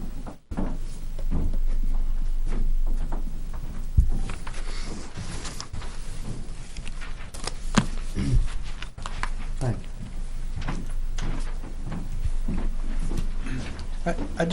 I said it before up here not too long ago, and I'd like to restate Social Security has given a 2% increase, and you've heard input from probably only 2 or 3 people tonight, and for your consideration. So I would like you to take that consideration to heart and to mind, and go over the budget, and remember this. And I'm not crying for myself, believe me, okay? Because if worse comes to worse, I can sell my house and move out of town if I don't like it, okay? But I got a 2% increase in Social Security, but my net amount this year was the same as last year. And you want me to support what you guys are proposing. How do I do it? You're telling me how and why I should support, telling me why I should support things, expenditures. Tell me how am I going to do it? And probably I'm not the only one in the town that, is in that position. And I'm not crying broke or anything like that, but that's fact.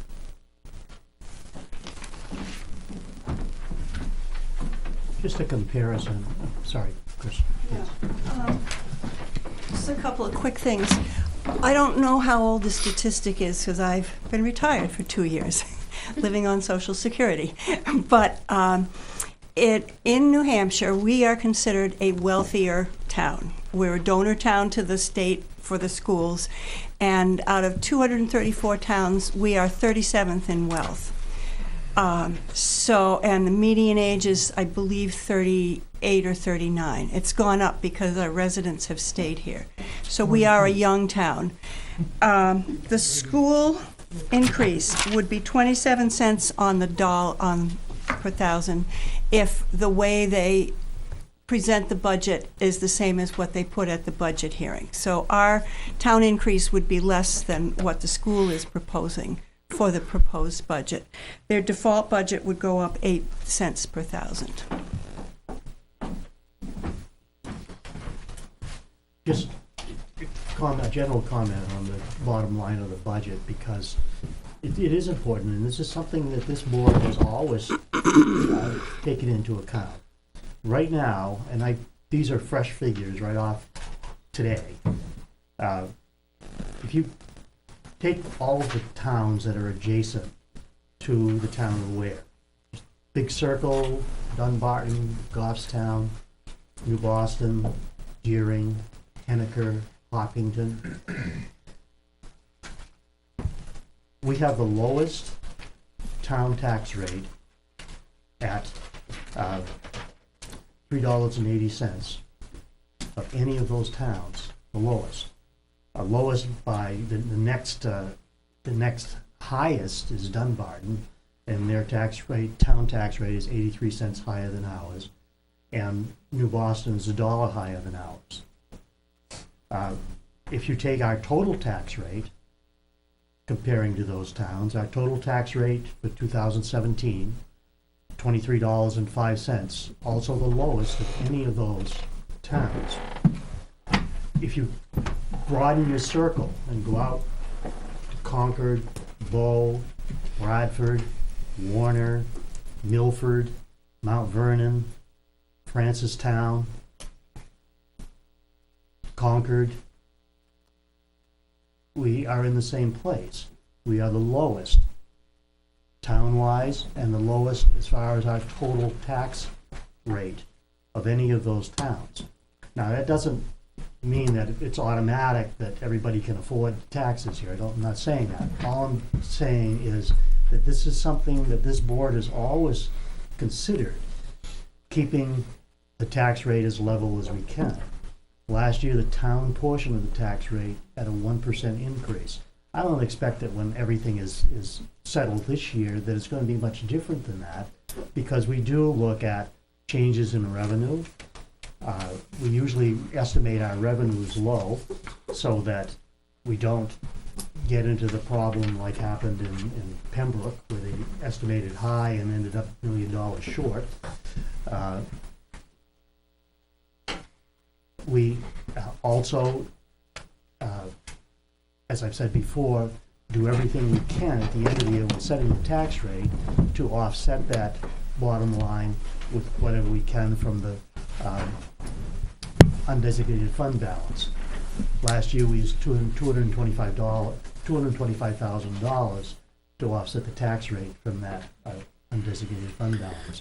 So I'm certainly not arguing what you're saying, John, but all I'm saying is that each year we really do work to keep things in balance, and I think that's indicative here when you look at our tax rate compared to all of our neighbors' tax rates. There are many towns where your town tax rate here is over $9. Hillsborough, $10.09 for the town portion. Towns vary as far as their services too, and that has to be taken into account. But $6 to $9 is pretty. Ours is $3.80, so we do work on that, and we will continue to this year and in future years. So I think that's my preaching, but it just to say we're not oblivious to the fact that people have to keep their budgets balanced. And we also have the town warrant, so spend some more money here. Just to make a little spiel that I made to the finance committee, you can't just add everything up on here and think of it as an increase, because, for example, last year we put aside $103,000, $105,000 in a fund to save toward bridge replacement, and that was part of our tax rate for 2017. So if this year we put the same amount away, it's going to be a flat. It's not an increase, it's not an additional amount. Same thing if you buy a truck last year, you buy a truck this year, you're not seeing, you're keeping things in balance, they're not all add-ons. So keep that in mind as we look at these. This year, the planning board doesn't have an article, so we go from Article 1, which is just the election of officers, so to the budget, which we've already talked about. It's presented differently on the warrant. We have to follow according to the state regulations is how this is put together. Article 3. Again, this is an article proposing raises for non-union employees.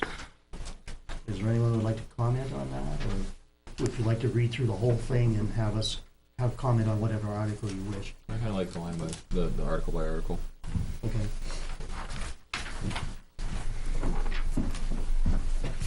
Thank you, Hannah.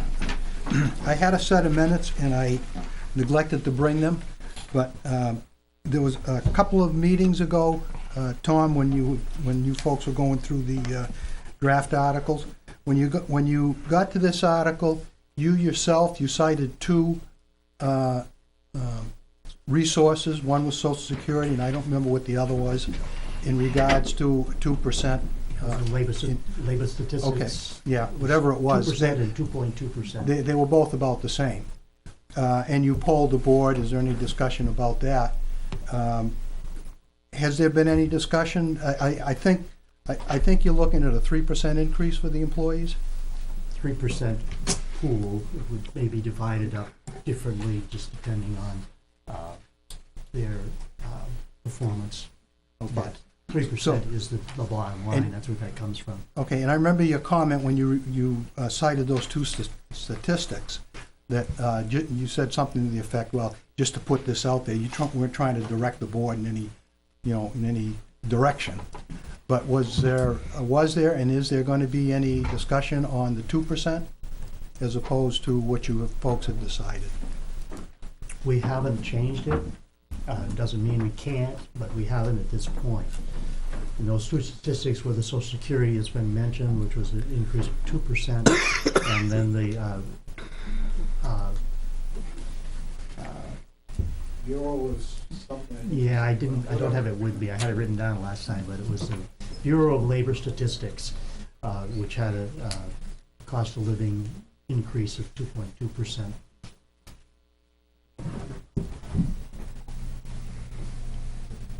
Any other comment on this?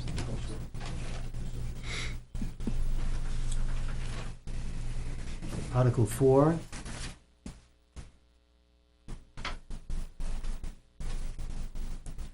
Shall the town raise and appropriate the sum of $36,000 to be added to the previous established government building and maintenance capital reserve fund, purpose of repairs to various town buildings?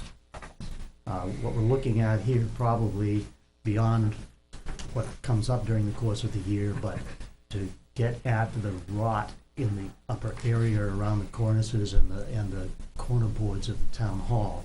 There's a separate warrant article entirely as a project that was recommended last year for the whole tower and spires, which we'll get to later. But that's what this amount is for. The intention is to start work on that deterioration, and also to add to the fund so that we have money available for emergencies. Any comment on that?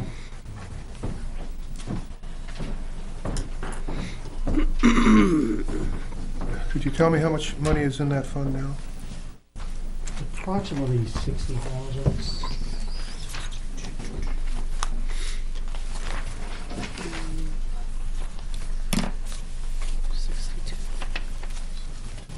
I do 62. Hold on. 62 rings a bell, Dick. And Tom, you indicated that some of this money, if not all of it's going to be used for town hall. Well, this has been talked about so much, that we need to stop the rot in the upper area there, because each year it gets worse. And so we did have an estimate that's about 2 years old on repairing the rot around the cornice boards, the upper area of the eaves of the building, and replacing the corner boards. And so that is that estimate plus 10% because it's old. What was the estimate? Do you remember? Sorry. Whatever that number is minus 10%. So, 36,000 is approximately 10% more than the estimate was 2 years ago. So you have 62 in the account now. 66. 62.8. So you're gonna have 26,000 Oh, that's 62. left over if you spent down the 62,000. In addition to that, you have how much left in the Mildred Hall fund for that building? I'm not sure. I don't know what the- 23.8. I think there was- 22. 23? So that brings it back up to 49,000. So why do we need to raise 36,000 if we have currently between what's left in that capital reserve fund and the balance in the Mildred Hall fund, that comes to $85,000. So why do we need to raise and appropriate 36? Because I being somewhat familiar with this, we were trying to keep about 40 grand or so, 30 to 40 grand in there to cover any contingency situations that would come up during the course of the year Yeah. that require some expenditure for emergency maintenance. So why do we need to raise $36,000 if we have 85,000? Thanks.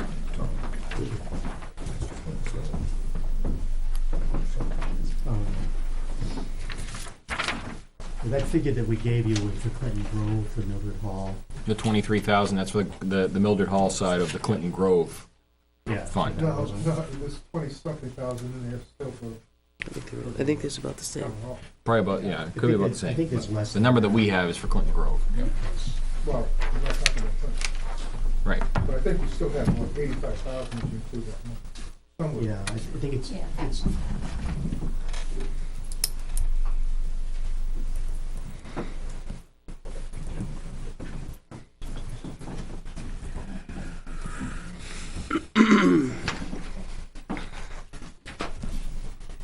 we'll take that under advisement. Tom, do you have a long-range plan for the town hall? Is Well- there something that we know, over the next 5 years, this is what we could expect? I know about the rot, you and I talked about rot, but anything in the foundation, the painting, the windows, the whatever. All of the above. But do we have a timeline for that? Do we What have? Last year, one of the points of discussion at the deliberative session was, give us a project. Don't just say, put money into this fund. Look at it as a project. So we got two estimates. One from the company that did the bell tower at Clinton Grove. Sherry was with me, we toured the tower over here.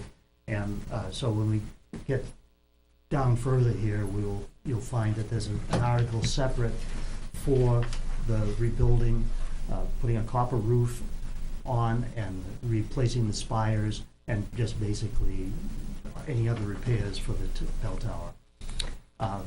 I'm sure you've been up in that yourself, and so you know it's a very solid piece of construction, so we want to save it while we can before it deteriorates anymore. So that is a project. We have, again, 2-year-old estimates on the windows. That definitely is a big, expensive project. We don't have a timeline on it, to answer your question. But we know that it's broken down into fix the rot, rebuild the bell tower, replace or repair the windows is the 3 biggest projects. We've already done the heating system. We've already done, I don't even want to mention the word doors, but those have been done. But there's no, We put an like- alarm system in so that it isn't just a horn that blows, but it's tied in with a monitoring service so that if there's a fire there, that this monitoring service that picks up on it. The monitoring service also tells us as if the temperature is low in the building, so it, things don't freeze up. So these are all projects that have already been done, and those 2, 3 that I've mentioned are future projects, depending on the voters. but we don't have a sheet of paper with a timeline, priorities, and end result. And I bring this up because we can keep patching things and never get the whole thing done. And it seems to me, I understand the rot, and I appreciate that. We are going to talk about the bell tower? It's a separate one. Okay, I will leave my comments for that then, because I'll leave my comment. Article 5, I'm sorry, same article. And picking up on the last comments, do we have a building committee? I thought there was some discussion during the course of the year that you were gonna put a building committee together. So I don't expect, the board is reactionary to most of the stuff, as opposed to having a committee, standing committee that would provide assistance, direction to the board, and a plan, an overall plan for some of these buildings. What happened to the building committee? Well, it hasn't been established. We had 2 volunteers come forward. We're waiting for more. We've really got to push it with, see if we can get more volunteers. We'd like to get somebody else on there who has contractual experience.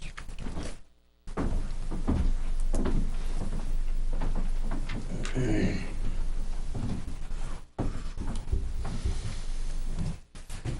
Article 5, police cruisers. 2 years ago, we proposed an article with to replace 5 of the police cruisers, and that did not pass. So we dropped that down to 3 last year. So we do have 3 new cruisers. These 2 would bring all of our frontline vehicles up to par, and so that's what you have here. The proposal is to take the money for those out of the undesignated fund balance.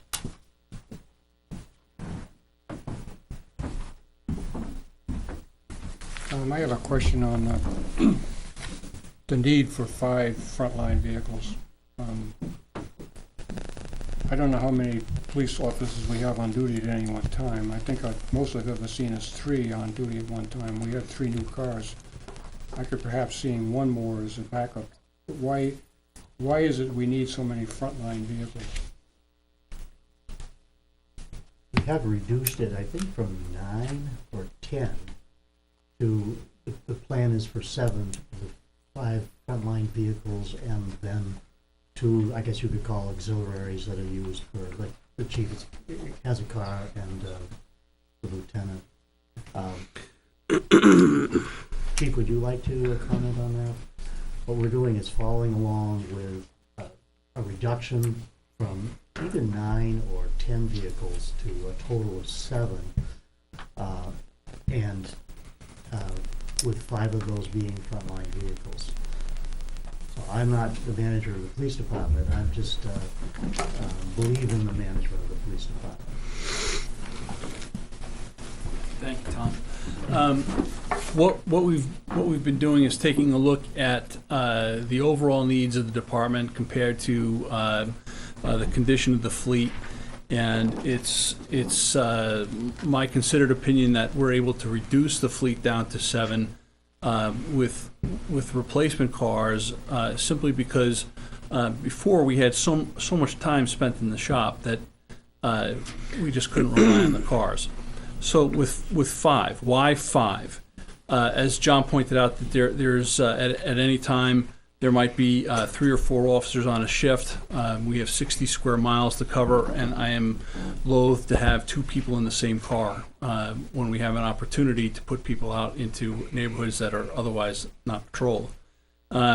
We routinely, unfortunately, with our investigative caseload, we are unfortunately, again, repeatedly sending officers out of town to meet with the county attorney, for instance, to meet with victim witness advocates on the number of sexual assault investigations that we've had this year, and in the previous years. It's having 5 cars is, in my estimate, 5 frontline cars is a bare bones minimum that we can have. If this, as we're going to see later in the next article, if that article passes, and we finally go back to midnight shift, those 5 cars are going to be running constantly, and we're going to be right on the edge of needing more cars. And I'm trying to avoid that as best I can by making sure that those 5 cars are running and not spending time in the shop. Also, Tom, I'd like to question the price. It seems to me we bought 3 cars for around $60,000, because I was questioning the price. I thought that was way too cheap. Now we're buying 2 cars for almost $89,000 plus here. Why the big price difference from where we were? Well, last year, we estimated the price of the vehicle. The state bid at $27,000, say $27,550 approximately. Not exactly, but and then we added $10,000 for equipment, the light rack and anything else that was needed. So you're talking approximately $37,000 times 3, which was last year's, not to the penny, but last year's article. We found that we were using a price for the equipment that had gone up. It was a year old. We had used it when we went for the 5 cars the year before, and in the meantime it had gone up. So we went out to bid to okay, what does it cost to equip these cars? And it came in at a greater amount. So what you have here is the actual amount of equipping the 2 cars as well as the base price of the vehicle, and this is what it adds up to. So if you divide that in 2, you've got the price of the vehicle and the equipment that goes with it. So last year's proposal was a misquote then, when they proposed it to the people of the town? When they were sold that bill of goods for a certain price, we couldn't deliver on that? What we had to do is take money out of the police budget to make up the difference, because we had the price of the vehicle and we had $10,000 to equip it. So since the equipment portion came to more than the $10,000, we had to take money out of the police budget in order to make up the difference and equip the cars. Okay.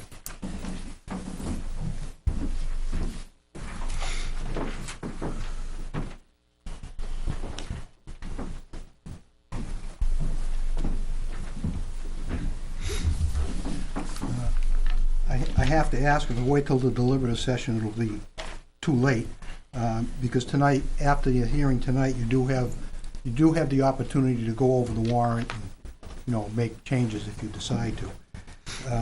And I'll try very much to avoid my comments from last week, as far as, let me try to paraphrase, initially, that there were 3 selectmen, when this article first came up, there were 3 selectmen that voiced that probably only 1 car was sufficient. Last week, the week after that, those 2 of those selectmen were not here. They weren't able to, further that explanation, further that view. And this, I did remember this set of minutes from last week, and I remember you making the comment, Tom. Chairman, again, this is specific to the cars. Chairman Clow stated there would be another opportunity next week at the public hearing if they choose to. That referring to all 5 members. Let's see, all 5 members, they were not able to. So that's referring to tonight. Those selectmen are here tonight, and I certainly don't expect you to do it now, during the public hearing. So I would encourage those selectmen to, further their logic, and hopefully they'll see just 1 car on the warrant. So, thank you, Frank.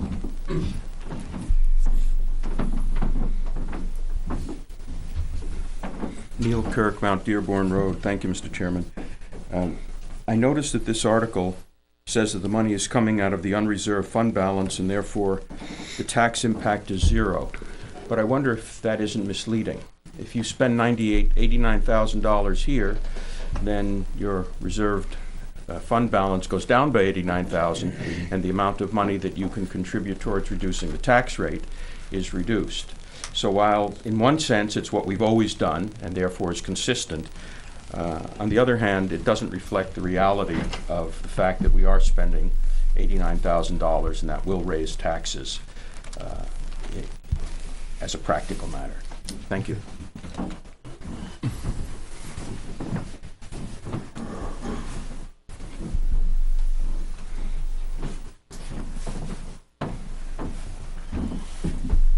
Greg McDowell, Sugar Hill. With all respect to the board and to our police chief, that I really don't see the need for that. Everybody's talking about 9 or 10 cars. I believe the figure was 9 is the most we ever had at one particular time since I've been in town 33 years. The reason we got up to 9 cars is we changed police chiefs more than I had breakfast. And every time there was a new one, they ordered a new car. That's how we got up to 9 cars.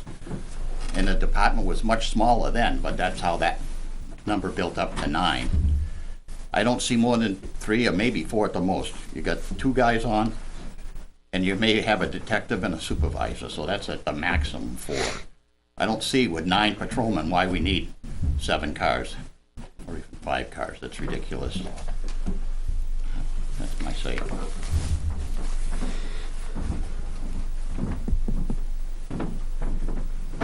Anyone else on this article? Article 6, the town raise and appropriate the sum of $41,544, representing the cost of adding 1 additional police officer to the existing police department. And this represents wages and benefits for 6 months. If this article is approved, it will become part of the annual operating budget.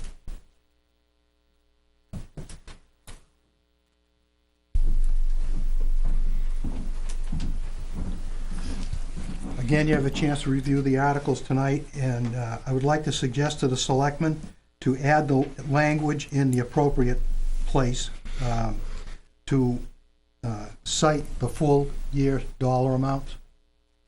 The full year dollar amount? Right. Include the other six months. I mean, it's pretty easy math, but still, just to put it out there so there's no questions that anybody can, misunderstand. Thank you.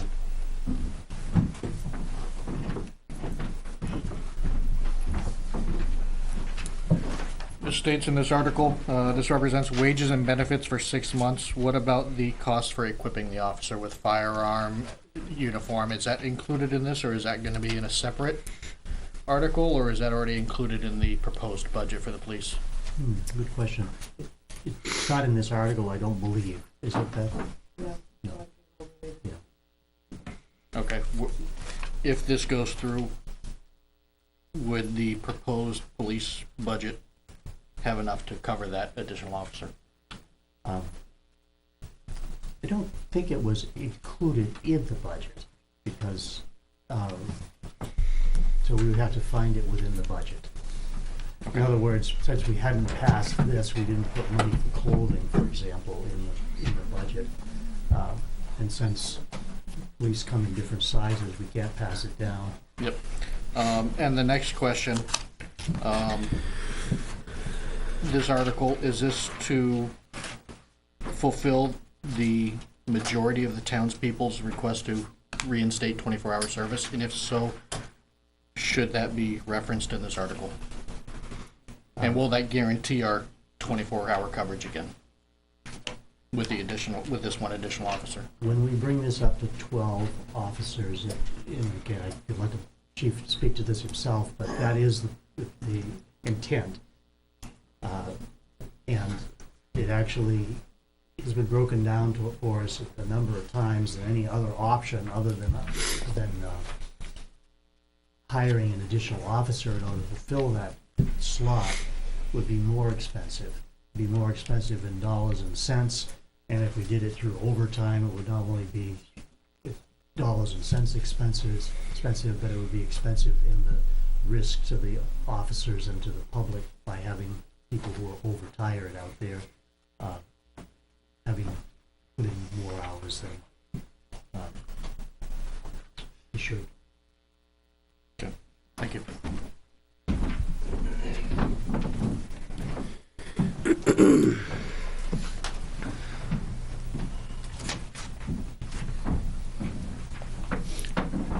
Tom, my question on this article is, my understanding is, right now, we have 2 vacancies open currently. Is that correct? We haven't filled those 2 vacancies. It seems to me, common sense-wise, that we get those 2 vacancies filled before we ask for more. I mean, those vacancies have been there for 2 or 3 years, and it's probably cost the townspeople close to $600,000 for people we didn't have. I don't see why we should add another almost $100,000 to that line if, in fact, we're not gonna hire those others. It'd be my idea is we probably delete this article and fill the 2 vacancies we currently have open, and then come back and see how we're doing with the full complement of 11 officers, and then go from that point. But I think by adding one more person, we're just adding more money out of the taxpayers' pockets that's going into, you know. The problem that we have with that, John, is the timing.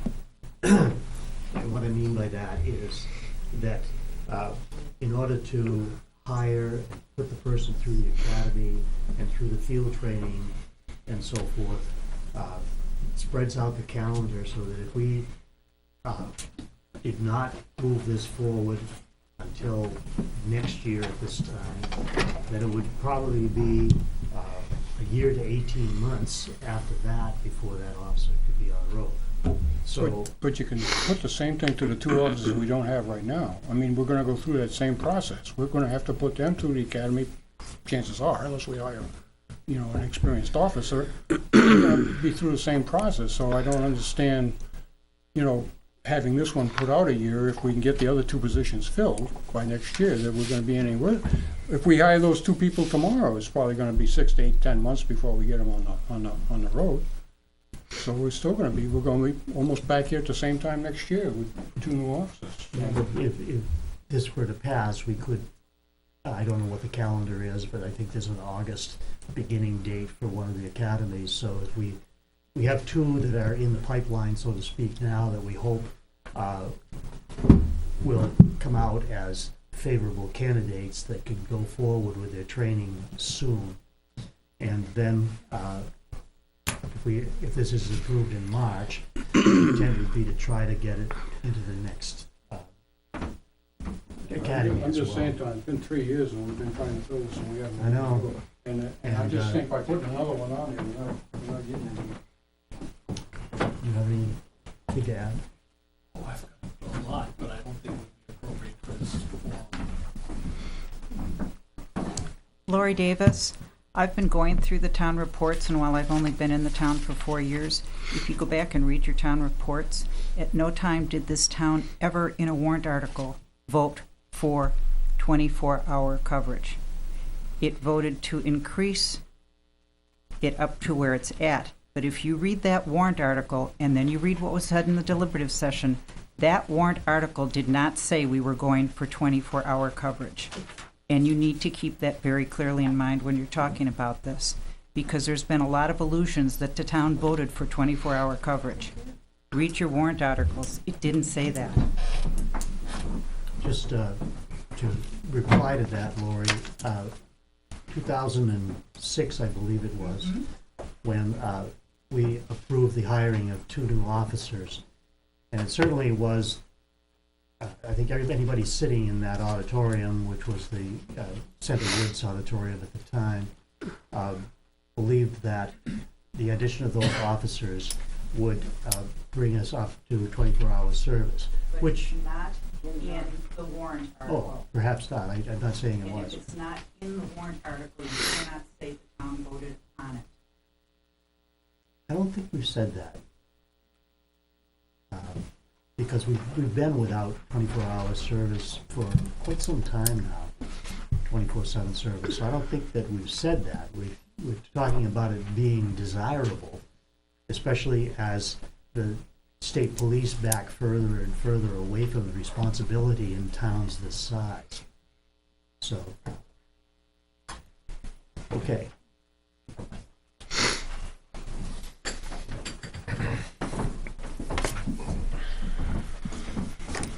Well, I may not have stated that in the article that added 2 officers, but it certainly was the intent, because they're the minutes of the deliberative session indicate that the intent of adding those two officers was to provide 24-hour coverage. So that brought our complement of officers up to 11. But there's just been some inconsistencies in the way this has been presented. I think it was in 2016, might have been 15, there was a request to add 3 additional officers, full-time officers. And the purpose of that was to provide for 24-hour coverage. And I think this year's budget started out with 2, I think, and it worked its way down to 1. So it's just very inconsistent. You know, from 3 just a few years ago down to 1. And the original article that added 2 additional officers was to provide 24-hour coverage with 11 officers. So I just wish there was more consistency in terms of the message and exactly what do we need. And don't forget, we've gone from 15th safest town in New Hampshire to 5th last year to 2nd this year. To me, that would not necessarily result as a result of the police department's actions. It could be, but it's just that we're a safer town. There's fewer problems, according to the statistics that maybe we should benefit from by having a smaller department. Thanks. Due to this small police force, things are slipping by. Would you like to? One of the things that we're overlooking in this discussion is that it's not that the state police are stepping away from their responsibilities. In fact, I think the state police would be more than willing to help us out in any way that they can. But they have, and I've said this over and over again, but I want to make sure that everybody understands, the state police do not have jurisdiction under the law in communities of greater than 3,000 population.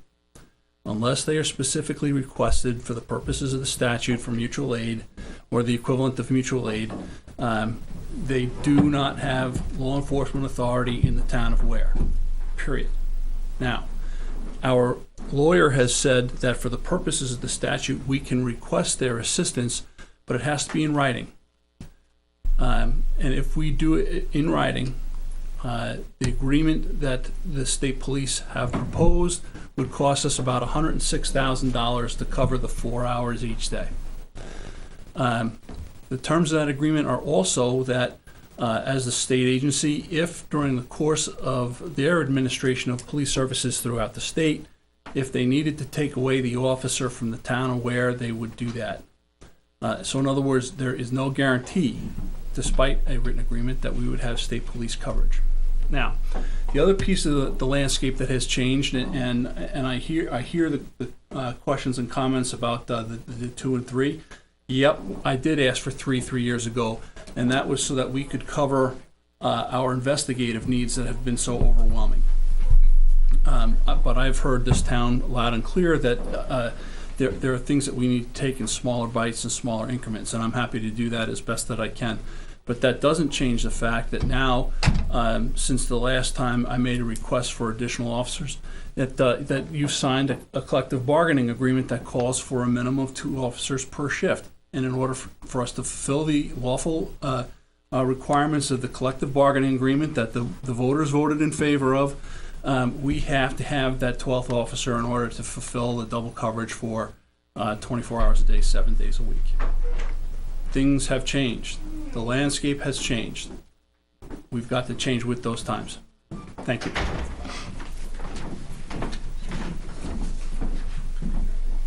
Any other comments on Article 6? Article 7. Shall the town amend the warrant Article 41 of the 1999 town meeting, Fire Department Vehicle Special Revenue Fund, to allow for the purchase of equipment in addition to the existing purpose of purchasing vehicles, and to change the name of the said fund to Fire Department Equipment and Vehicle Special Revenue Fund.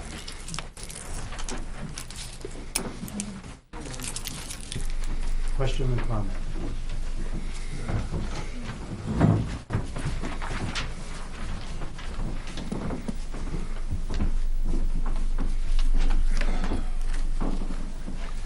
Why are we not clarifying what the purpose of the fund is by stating that it's for vehicle replacement?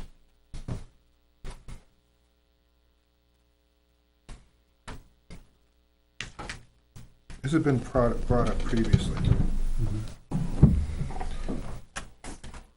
Now, according to, and these are rough estimates, but according to the CIP, where they project out 6 years into 2023 or 2023, if the fire department collects from the ambulance fees $100,000, $120,000 a year, at the end of 6 years, you'll have $720,000 in that fund, which is a sizable amount of money that could be used to purchase some very expensive pieces of equipment. But it's always been replacement. This leaves it, in my mind, open. When it comes to equipment, you know, I believe the previous capital reserve fund for fire department equipment was for replacement. Why are we getting away from the word replacement? I'm just concerned that it might open up to purchasing additional pieces of equipment. And I understand it still has to go before the voters as a special revenue fund, but I would wish that you would clarify that and say it's for either new pieces of equipment, additional pieces of equipment, or it's for replacement of equipment and vehicles. You know, you said that you had spoken to Laura about this particular article today. I didn't. Today she wasn't there. Oh, well, last week. Yep. Laura is our town attorney. She just said that it would just limit the authority to replace what you have and not get any new equipment. She would not recommend adding replacement. My, Well, that's, you know, I think the lawyer is obviously getting, makes decisions based on what she thinks is the right thing for the board and the town, I guess. But these capital reserve funds that have been established, well established, are all for replacement. The reason for that was that we didn't want those capital reserve funds to be used to purchase additional pieces of equipment. We felt that the people in this town should have some say over the size of government. And additional pieces of equipment have some effect on the size of government. And those will always stand alone on the warrant by themselves. And now, based on this loose definition, and apparently from the lawyers recommending that you don't do that because it's going to restrict the board and or the department head from coming in looking for an additional piece of equipment. I just wish you'd clarify that. It's been asked before and you haven't done anything about it. Obviously, the lawyer's going to side with whatever you want to do. But I don't think it's protecting the taxpayers. yeah, we did rewrite this since the last time. It doesn't have the word replacement in it, but we certainly can discuss that. What is the name of the account? Is it what this is, or is it replacement? I don't believe the replacement was in the original title, but I don't know. We'd have to go back and... Again, we're here to take input, and we'll look at that. Again, speaking as one member, I had thought that it would be vehicle replacement and equipment fund, because you're right, traditionally, that's been for the replacement of vehicles. But equipment is a different ballgame sense, in my personal opinion, because if there's a piece of equipment that's sorely needed by the department, but it's not a replacement. And the example I used discussing this with somebody, I don't know who, but suppose we did not have a thermal imaging camera and we needed one, it wouldn't be a replacement, but if we worded this fund in such a way, it could be purchased from the fund. So that's my personal opinion on why perhaps for vehicles it should stay replacement, but for equipment, not necessarily. Bob, would you like to comment on this?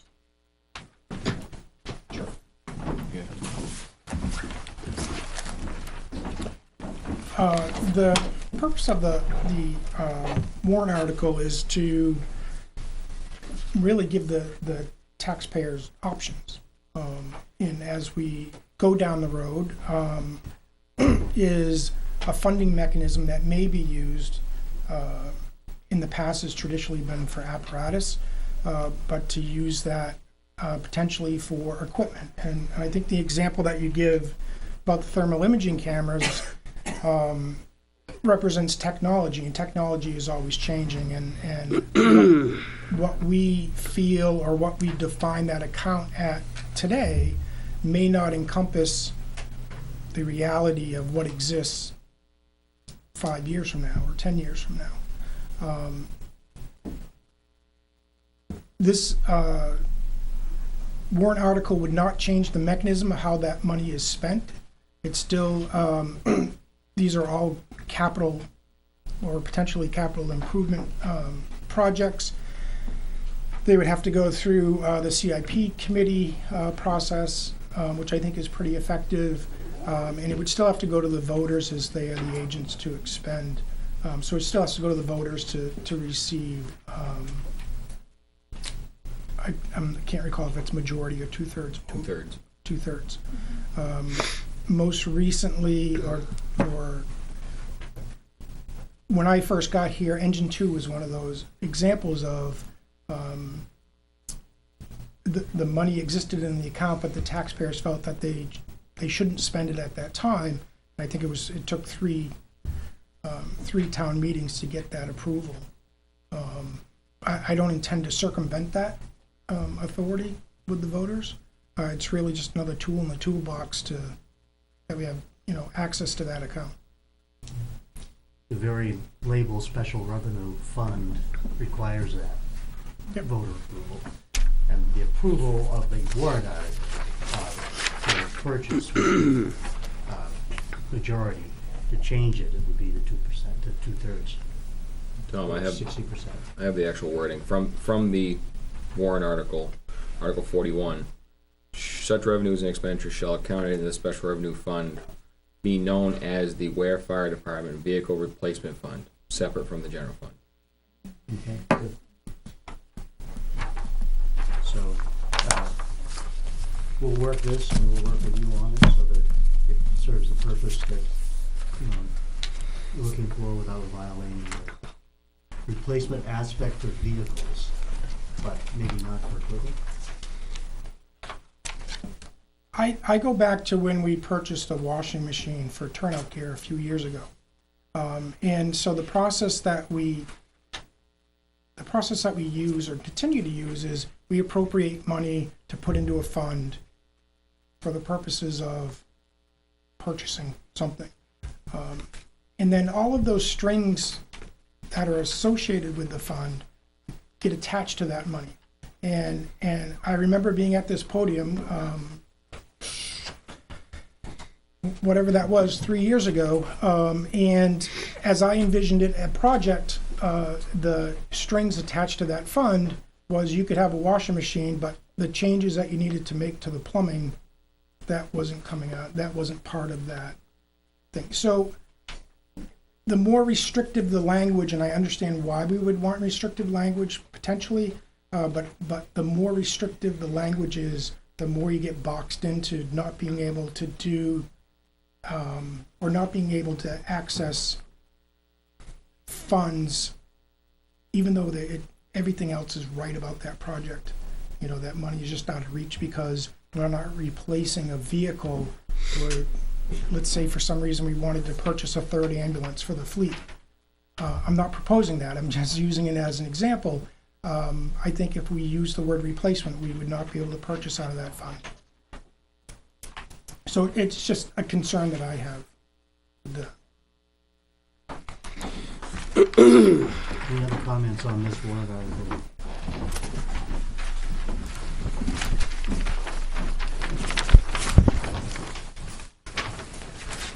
Article 8.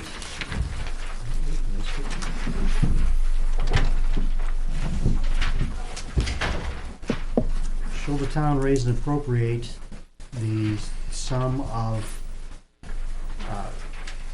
$185,000 to be added to the previously established highway, truck, and equipment capital reserve fund? It's anticipated these funds will be utilized for the purchase of replacing an existing plow truck with a fully equipped 10-wheel plow truck.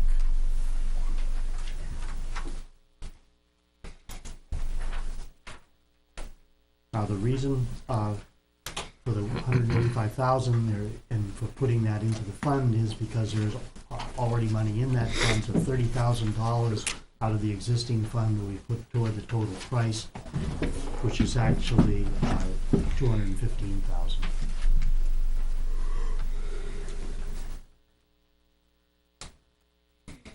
Frank?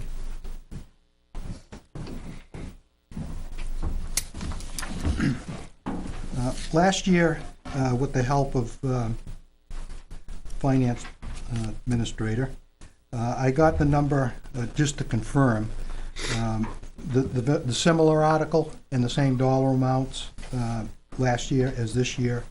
There was about close to $29,000 that the truck came under the requested amount. I know I've heard Benji mention many times, well, we got a good deal on everything all the way around, and I think that's great. I'm all, proponent of good deals. So my concern is two things. One, that you're overestimating the amount. I would hazard a guess that probably would get the same, if this passes, we'll probably get the same type of setup that we have this year, and probably with pretty close to the same dollar amounts. Because I'm sure Benji's, set up a pretty good rapport with, the last vendor. I know he has for, the equipment that goes on the truck.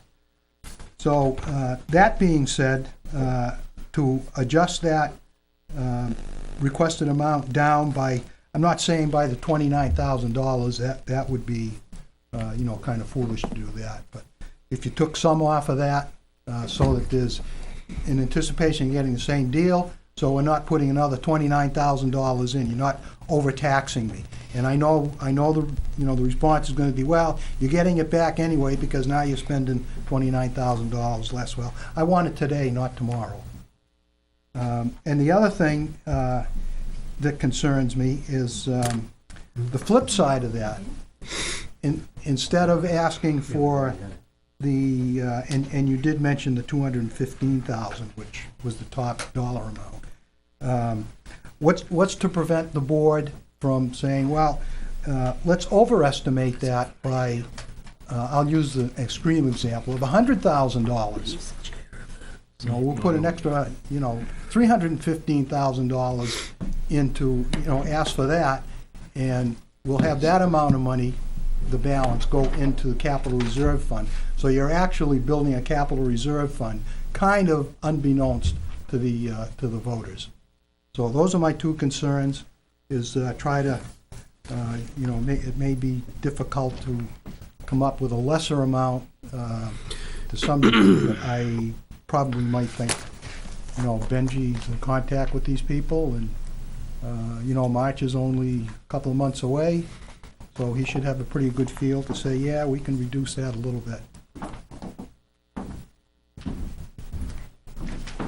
Thank you, Frank. Thank you. It is reduced $6,000 from last year. After 221. 220.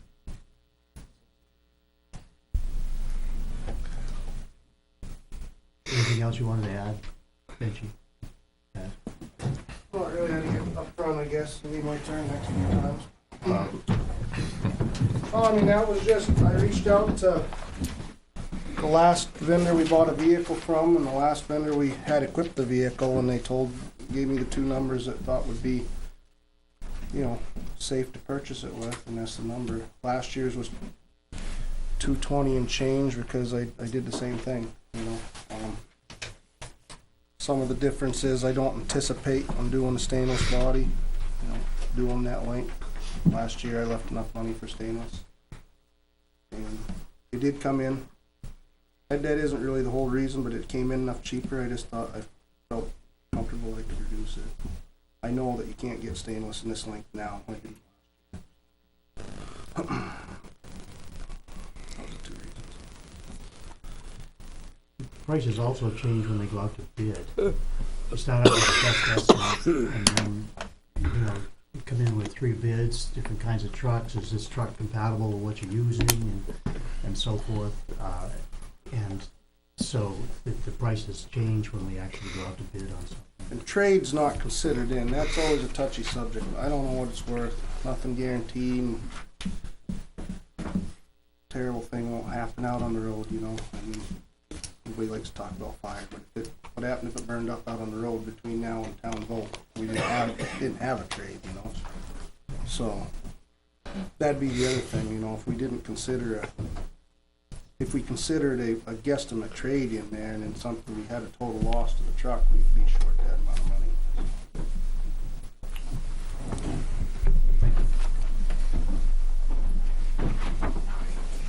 Shall the town raise and appropriate the sum of $95,320 to be added to the previously established Highway Truck and Equipment Capital Reserve Fund?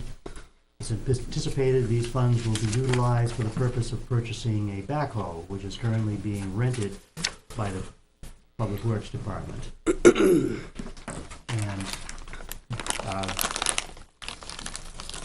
this was on the warrant last year and was defeated. And we needed the backhoe. So it meant that during the course of most of 2017, we have rented, and the company that we've rented from agreed to apply 80% of that rental cost toward the backhoe if we purchased the one we've been renting. So that's where we ended up with this number of $95,320. So any comments or questions on that?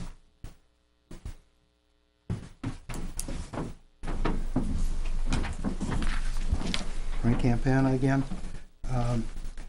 I would like to encourage the board to put in the word replacement, like it's been done for at least last year, the year before, I think, probably even previous to that.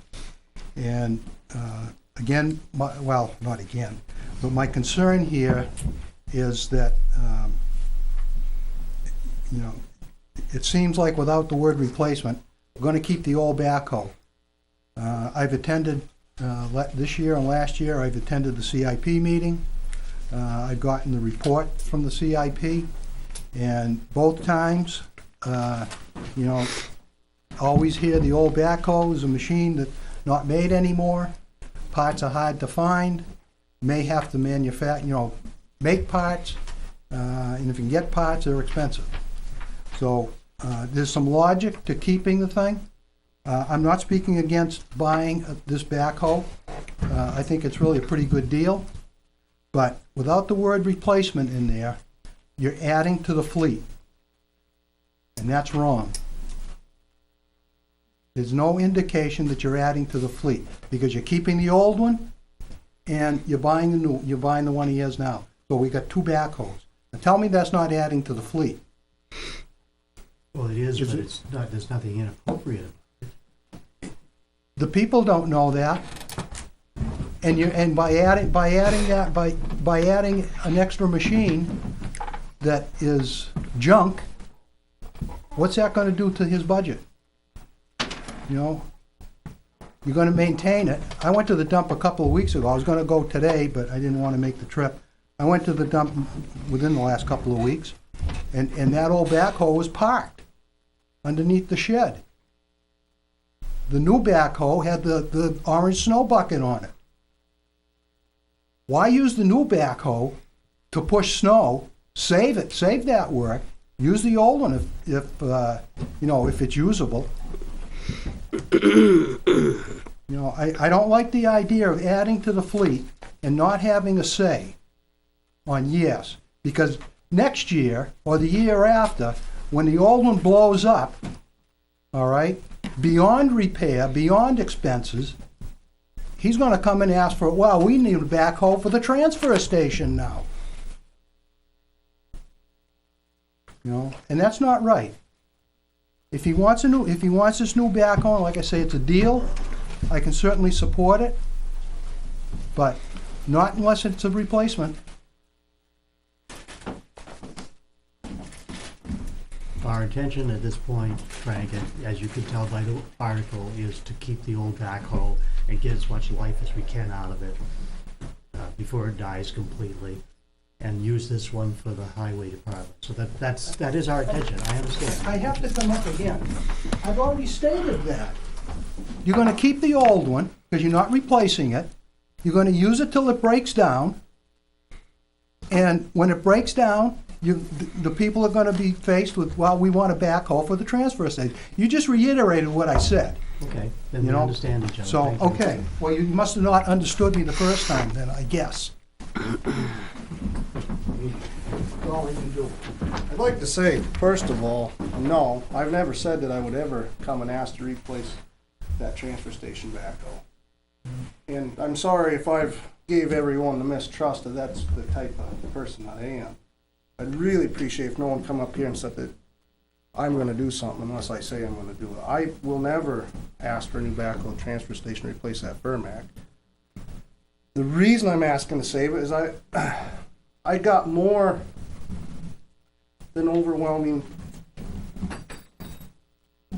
comments, I guess, that they didn't want to see new backhoe mashing a metal container. So try to use the Vermac. The Vermac has been dead under the lean-tos, I heard people in the back say, and I haven't had time to let my mechanic go work on it.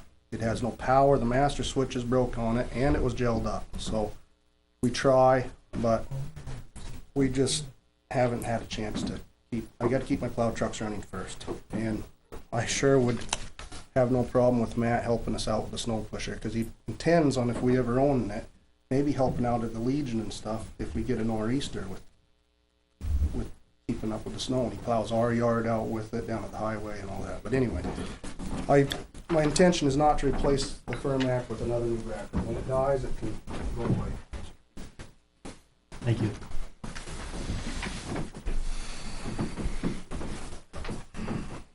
Any other comment on the backhoe?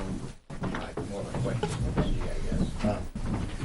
When that Vermac does roll over and die and we need to bury it, what are you gonna use it for then? Just the highway department, or is it transfer station? Gonna start beating trailers again?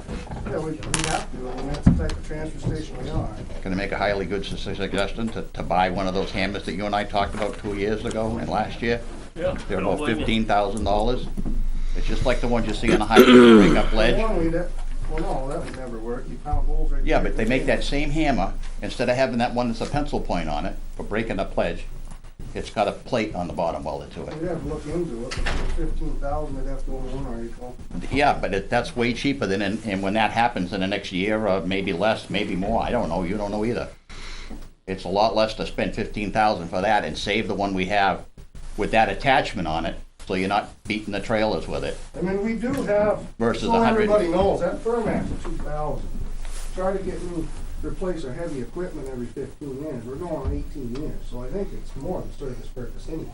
I don't know. And I sent a metal container out also last week without packing it. I want to do a test. It went from 7 tons to 2 tons.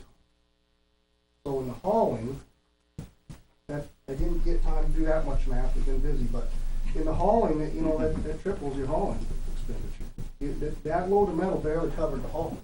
You had 7 tons of iron in there. I mean, I gave that math. I think that metal container hauled $380,000 worth of metal since we've had it.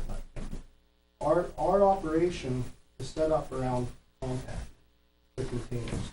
And that is one of the things I heard mentioned. They'd like to see the department heads do all we can to save money, and by compacting the containers and reducing the loads, that sense saves money. Trucking does cost money.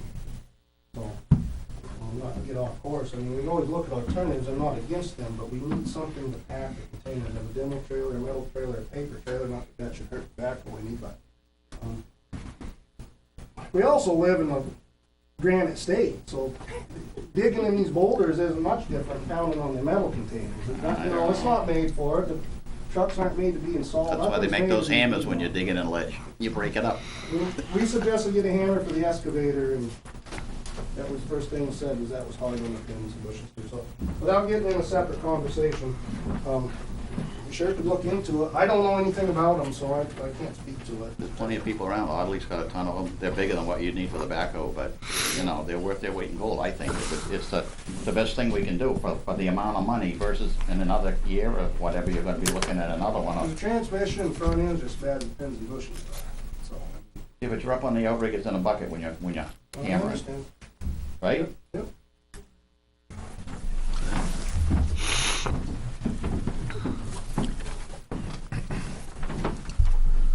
Any more on Article 9?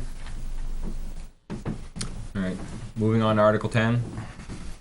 Shall the town raise and appropriate the sum of $480,000 for the reconstruction and resurfacing of the roads, with up to $278,000 being raised from taxation, being raised from the New Hampshire State Highway Block Grant. Any remaining balance to be raised by taxation. This is the way that this was written last year. Am I correct saying that? Numbers are the same. The 278, 320 is always anticipated. It's not an exact number. And would you like to speak to that? Yeah, this is same number we've been asking for. It increases a little bit every year, just to try to increase our service to fixing roads. And that extra block grant that came is going to also be put towards I'm gonna put that all towards road. contracting, which would mainly be paving. I would like to do a chip coat on a piece of road, but it'll all be, Put to roads. yes, all put to roads. 480. So out of the side of road work, we try to rebuild about a mile a year, do a little resurfacing. The side of road work, other things that come out of that 480 is purchase of all culverts. And you might know, we did a big one this year. It cost a lot of money, failed on us. That, you know, all culverts, trailer load culverts we get every other year comes out of it. Gravel crushing for the dirt roads comes out of that. Glass crushing ends up having to come out of that. Any rental of any equipment or hiring of any services that we don't have comes out of that money. So, anything but us and our trucks, I guess, comes out of that 480. It doesn't really go too far when you start Breaking it down. breaking it down. And he estimated, you know, we have to raise the whole amount because there's nothing saying the state will give us that. You know, something could fall apart and they'd have to make up the, but that's what we anticipate from the state. Thank you.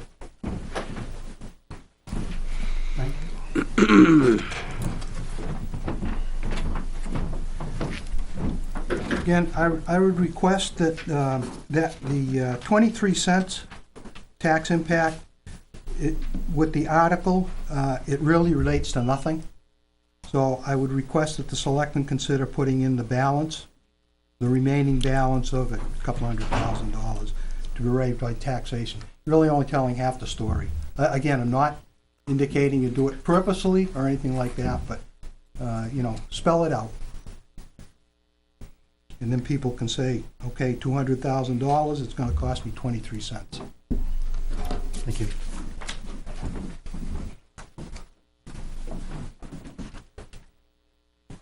Okay. Article 11. Anybody else on 10? Article 11. Shall the town raise and appropriate the sum of $6,300 representing the cost of recruiting and hiring a part-time driver for the Public Works Department? This represents the wages for 9 months, 390 hours. If approved, this addition would become part of the annual budget. Reggie, why don't you explain that better, what you need that for? So not that it really matters, but I think we're the only highway department that doesn't have someone that helps out in the winter, non-benefited, putting the 1 ton, whatever we have them. Really, the reason for that was I'd love to get my mechanic off a full-time plow. when a plow truck goes down, which is every storm, he's down, now his route's not getting done, and then my mechanic has to leave to go fix him, and now his route's not getting done. So our routes are very roughly 3 hours apiece, so that's 6 hours worth of routes not getting done. The nice thing with the mechanic's route is he drives a little truck, so it wouldn't have to be a CDL driver. It'd be nice if it was, but it really opened up the opportunity. I don't think I'd have any problem with that. It's amazing people would be willing to come drive a 1 ton or whatever. So it's really to get my mechanic out of a full-time plowing position, because it's a struggle. It gets worse every year. As equipment gets older, and we get more and more roads, so everybody's routes get longer. We probably added almost 10 miles worth of road in the 16 years I've been around, so everyone's route stretched out a mile. The mechanic's route stretched out a little more to help out, so it's just hard to provide the service that's asked of us when we have 6 hours worth of route need to be made up by other people. And we do have a vehicle too, by the way. We have a little truck. We have 2 little trucks. One is one we don't use all the time for plowing, but it would be available for that. So wouldn't have to buy any additional equipment.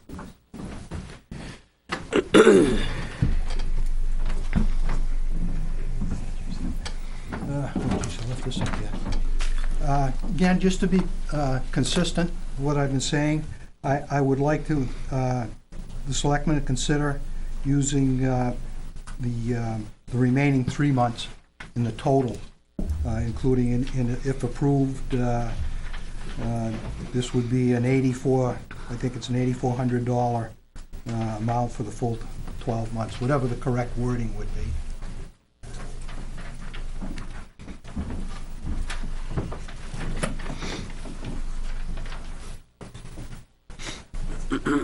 Dick, same article? Sleeping.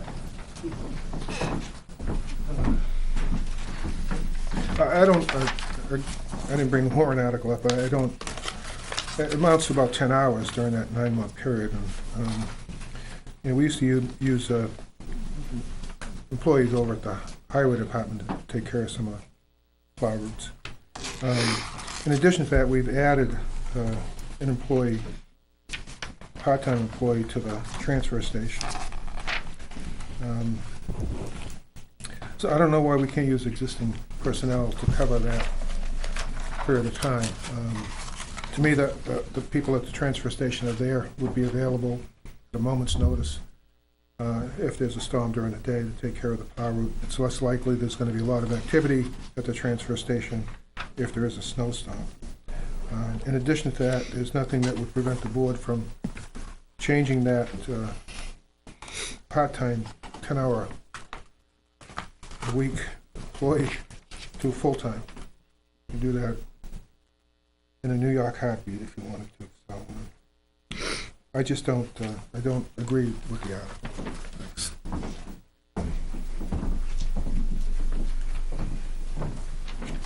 Anyone else?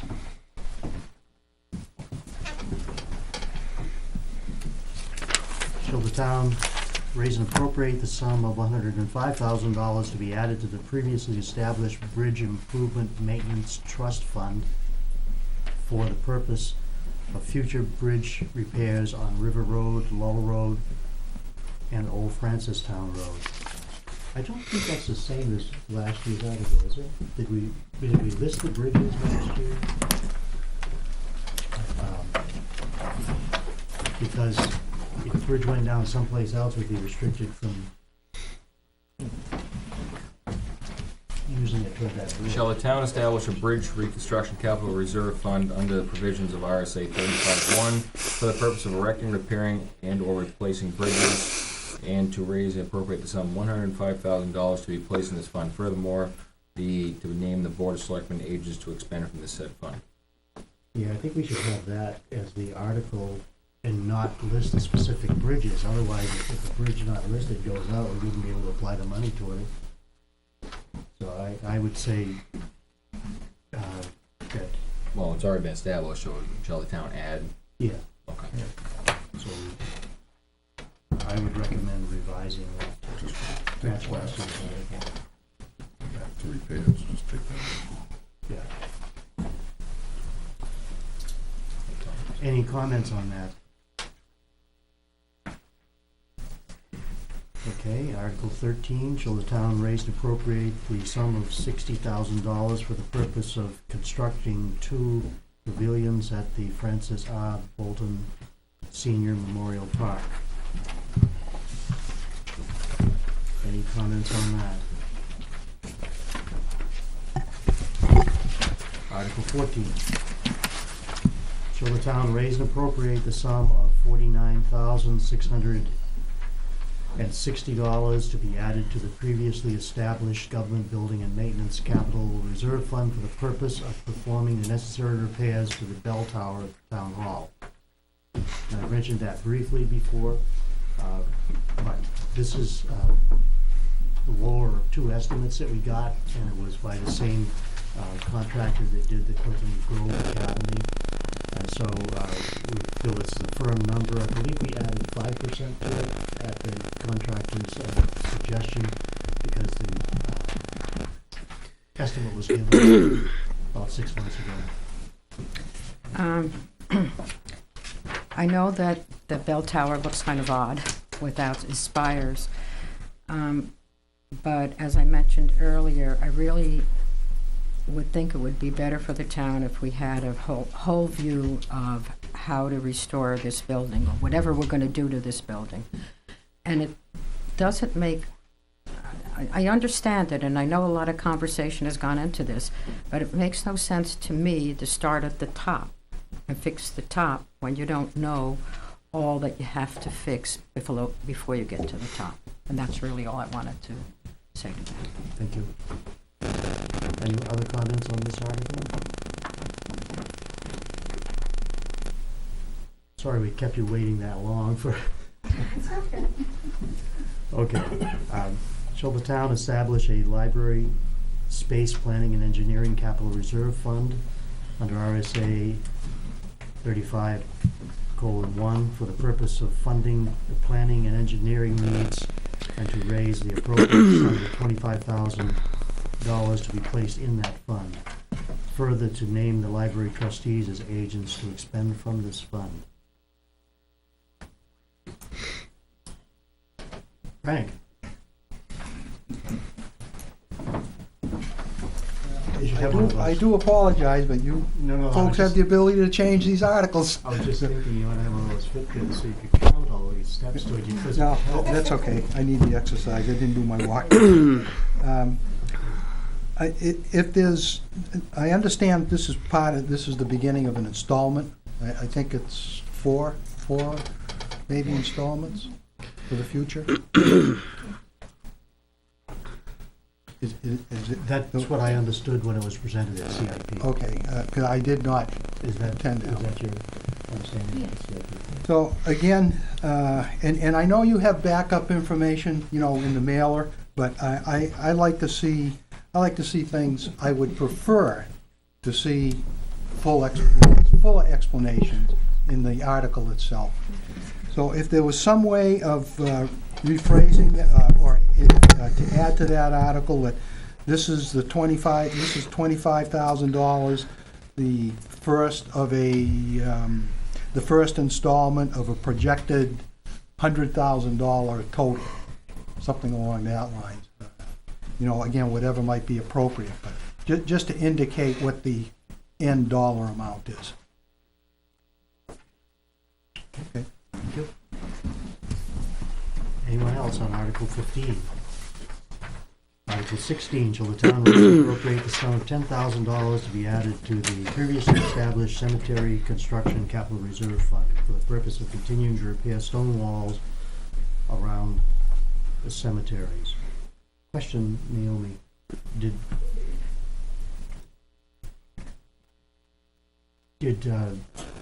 was it Bill specify stone walls? Mm. He did? Because The sometimes they're plan is to fenced. finish Pine Grove, the back part of Pine Grove. I just didn't want to know if we wanted to limit it to stone walls, because some of them have fences as well, and other things. Any questions or comments on this article? Article 17, shall the town raise and appropriate the sum of $20,000 for cemetery improvements and fund this appropriation by authorizing the withdrawal of said sum from cemetery trust fund Cypre account. And these funds are used for work within the cemetery. Questions, comments? Article 18, shall the town raise and appropriate the non-transferable sum of $6,500 for the purpose of purchasing fireworks for the patriotic celebration. Any questions on what that is? Comments on it?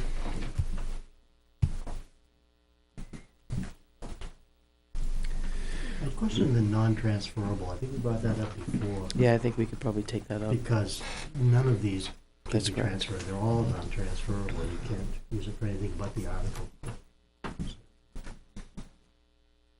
Shall the town raise and Article 19, raise and appropriate the sum of $30,000 to allow the Conservation Commission to secure contracted services from the town's licensed forester, prepare forest management plans, secure contracted services for the town forest maintenance, and fund this appropriation by authorizing the withdrawal from the town forest account.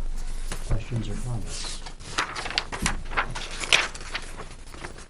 Article 20, should the town raise and appropriate the sum of $150,000 for Conservation Commission expenditures to the purchase of new town forest, and fund this appropriation by authorizing the withdrawal of that sum from the town forest account.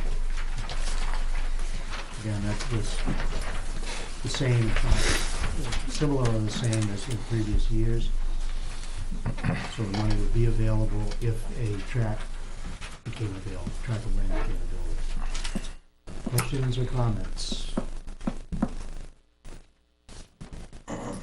Shall the town vote to discontinue a 50 by 50 foot portion of Pine Hill Road abutting the property located at 253 Pine Hill Road, tax map 402, lot 31, and to convey the property to the owner of the 253 Pine Hill Road, presently TK Properties.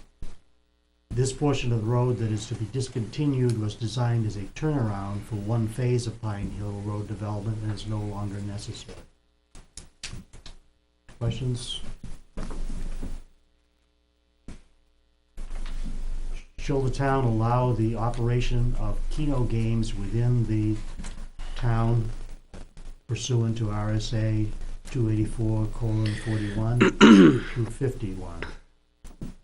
And again, this is just open to the public to vote on as to whether or not this will be allowed in establishments that hold liquor licenses within the town.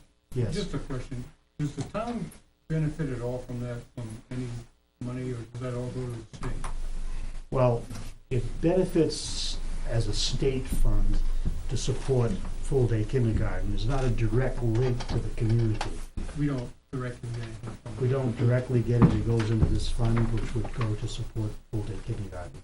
And there have been, the city of Concord rejected for within their limits at this time at least.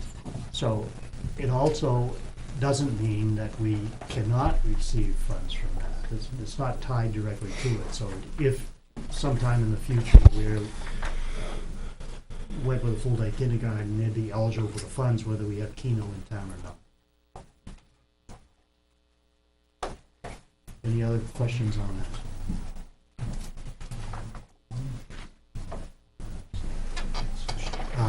Shall the town authorize the Board of Selectmen to dispose of all tax deeded property by public auction or sealed bid regardless of its size? The authority granted in 1994 limited the Selectmen's authority to sell tax deeded property of less than 5 acres, land only, and 10 acres if developed as a residence. So it just takes away that restriction. Questions or comments?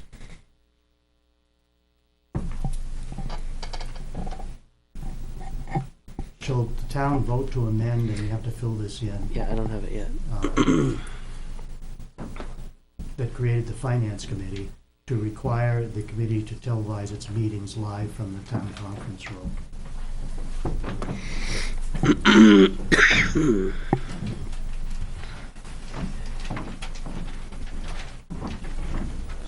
Lori Davis, speaking as a resident, but also chair of the Finance Committee. I believe in transparency, and I like the idea of all committees and boards being on camera, being televised. I think if you want to put this warrant article out there, you need to make sure every board and committee follows the exact same rules. There are some that do not. We all have confidential information that we cannot discuss in public on occasion. You will find the Finance Committee going into non-publics on occasion. But there are other boards that do not go on camera because they have confidential information. And all I'm saying is what you do to one, legally you must do to another. And I think the town needs to protect itself that way and make sure every board and committee is treated equally. Thank you. Any other comments on this? Okay, I guess that does it for the warrant. Bob?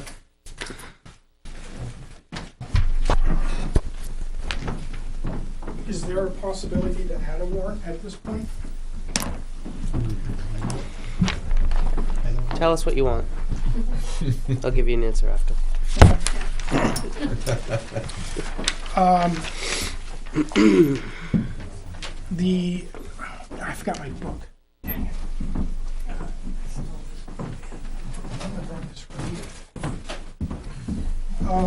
The fire department, along with the ambulance, was the beneficiary of the Buxton bequest, which in 2017, both entities were identified in the will of the Buxton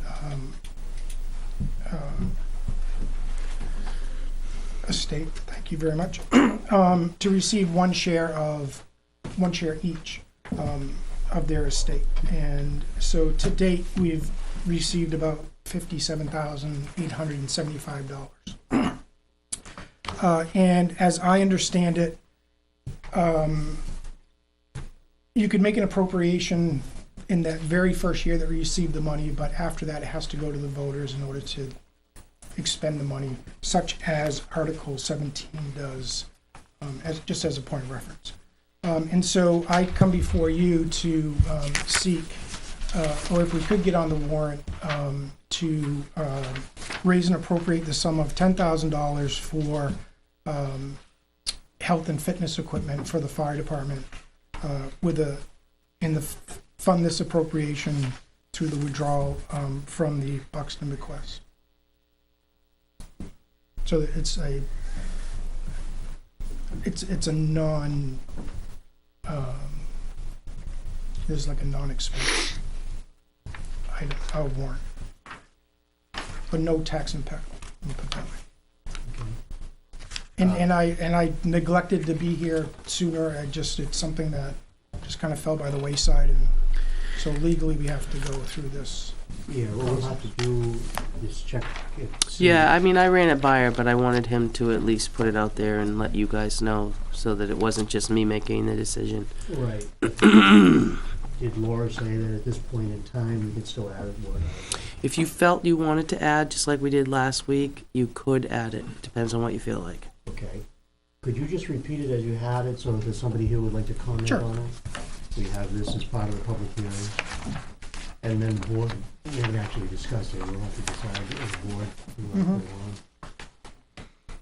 To the best of my ability, shall the town raise and appropriate the sum of $10,000 for health and fitness equipment for the fire department, and to fund this appropriation by authorizing the withdrawal of said sum from the, could you help me with the title, Beth? Is it the Fire Department Buxton Request or Bequest Trust Fund?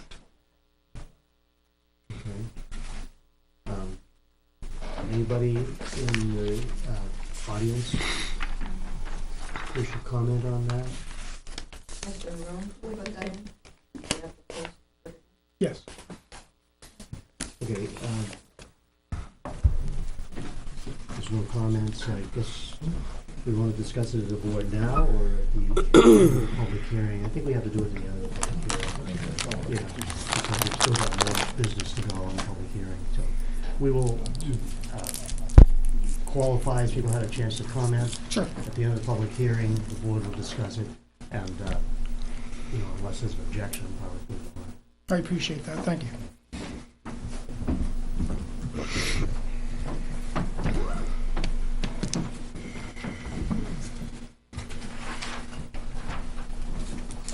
Anything else on the warrant for the budget before we move on to the next phase of our public hearing, to hear public testimony and comment? The first of two public hearings on the employment contract for the position of town administrator. The second public hearing will be held Monday, January 22nd.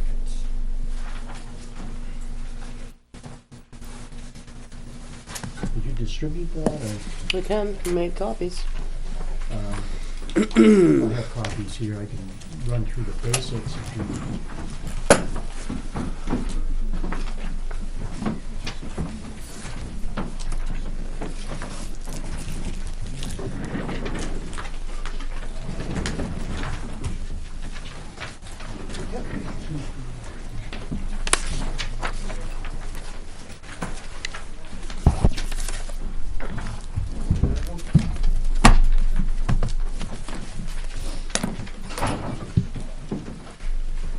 You guys need copies? Benji, yeah.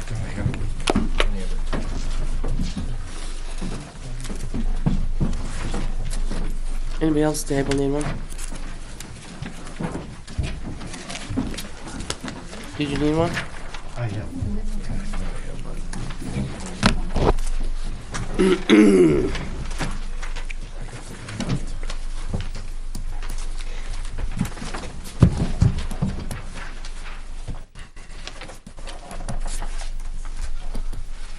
Okay, the contract, the highlights, it's a 5-year contract. The base pay is $92,000. The board looked at surrounding towns, we looked at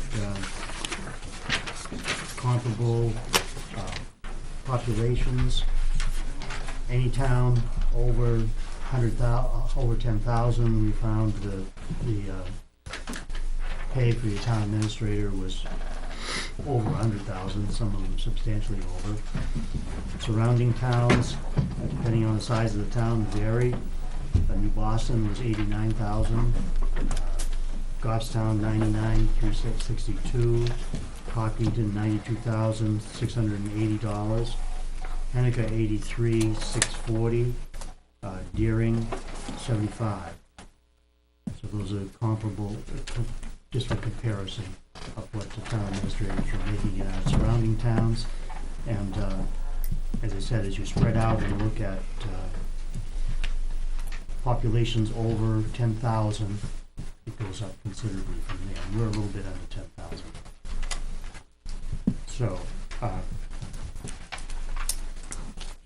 the contract also calls for there being no additional raises, at least for the first 2 years of the contract. So there would be no eligibility for a non-union raise for 2018 and 2019. Benefits would be the same basically as outlined in the personnel policy for all employees. You have it in front of you, so welcome to comment or questions.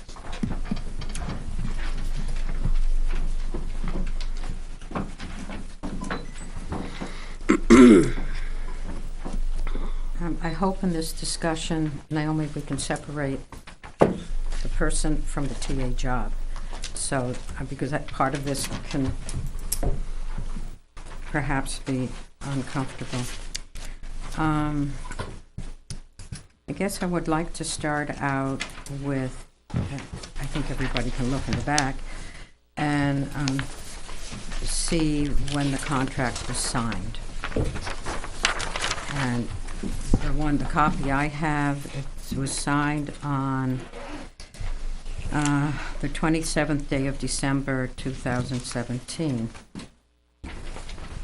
So,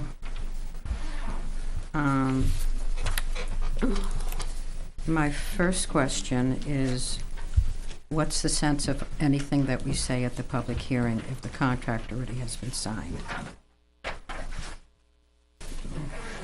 We negotiated the contract at that time because the old one expired on the 31st. None of the raises have gone into effect yet, although we did sign the contract. It is the new year, the contract has begun, but none of them have gone into effect until we've had the public hearing. I understand what you're saying. Okay, so whatever points anyone brings up that they question or are concerned about has no validity because the contract is already there, whether you start it the 1st of January or you start it April 1st, it makes no difference. Am I correct in that? I understand your concern. Am I correct in that? Is that what I... Then doesn't make any difference with what I say is what I'm really trying to get at, because I have a couple of things that I have questions about, but it won't make any difference, except that it'll make me feel better that I've asked the questions. It'll be part of public record. Okay. My first question is, has the TA's position changed?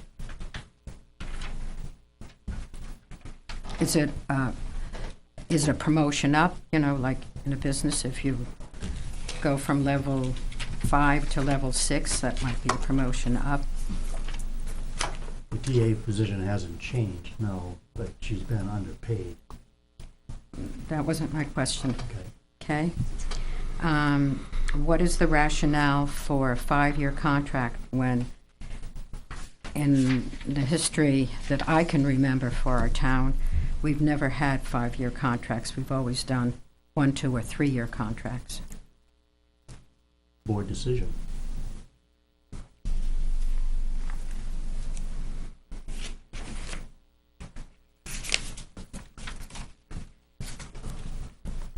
How did you actually come up with the 18% increase, which is about $14,000? We negotiated it. The town administrator put forward a figure, we put forward a figure, and we met at a middle ground.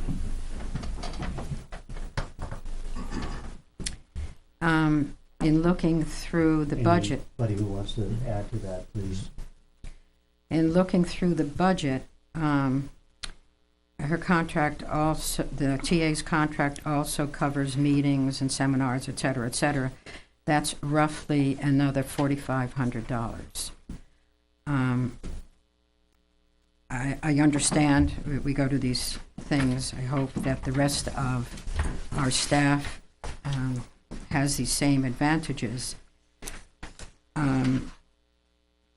Is the intent, as it was with the schooling that the town provided for the town administrator, that that would be ultimately rolled into her base salary?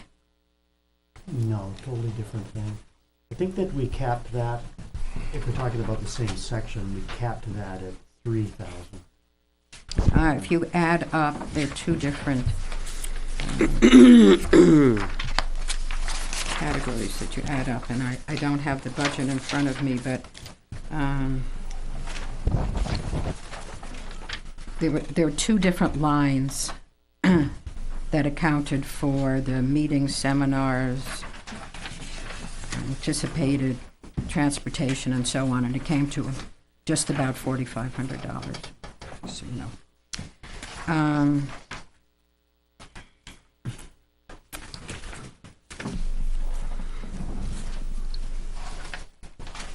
Hold on just a minute. Why did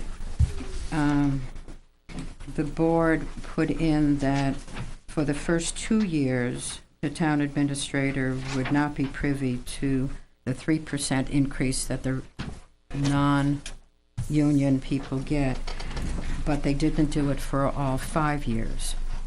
What's the rationale with that? It really wasn't a rationale, it was just part of our negotiation back and forth.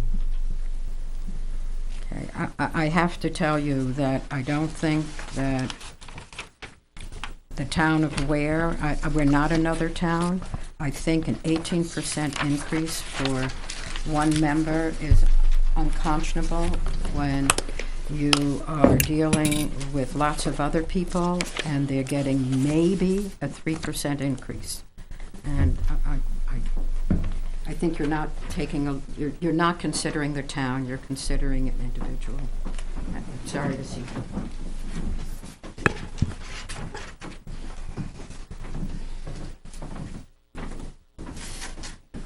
Lori Davis, I noticed that the town in the last year has made some interesting contract agreements. The board tends to say that they're interested in the taxpayer, they're concerned about the taxpayer.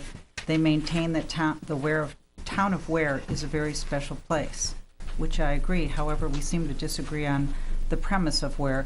The majority of people that I've spoken to think of Weare as a small town, and they like that atmosphere. They don't want to be Goffstown, they don't want to be Bedford, they don't want to be Manchester. When the teachers bring contracts to be ratified, the town has spoken on numerous occasions and vetoed them because they felt they were too high, feeling that if you want a Manchester contract, you should go work in Manchester. When our police department has gone and had contracts here, the town has vetoed them because we wanted them to be more realistic. You're working in the town of Weare, where the average person is not getting a 2% COLA, they're not getting a 3% raise, and they're certainly not getting an 18% raise. So you're not taking into account the pocketbook of the people in this town. The mean income of the people of this town is $72,000 for a family of 4. You people need to do the math. You obviously are not. But one thing is very clear.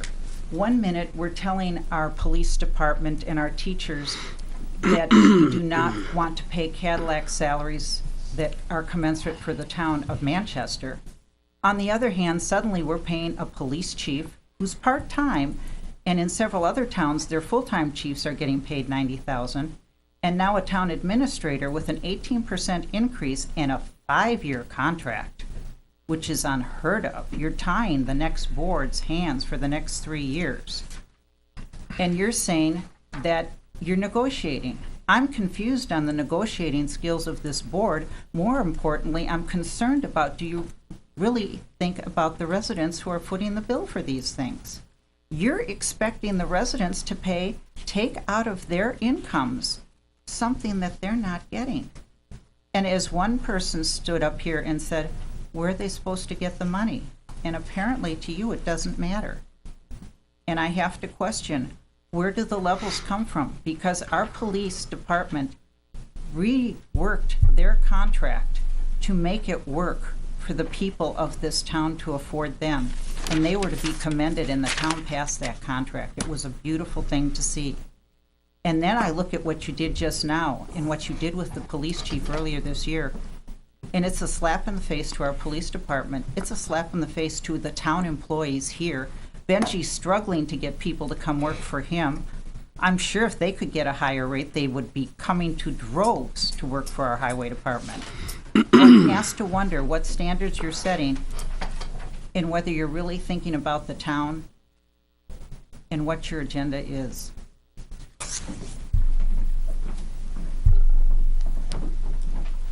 Right?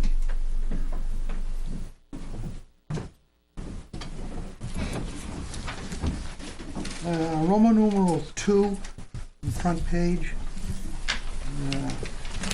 Unless I'm really missing it, which could very well be. The last part of the sentence, it says, the whole thing says, town agrees to employ the employees, town administrator with the town, with the obligation to perform functions and duties specified in the attached job description.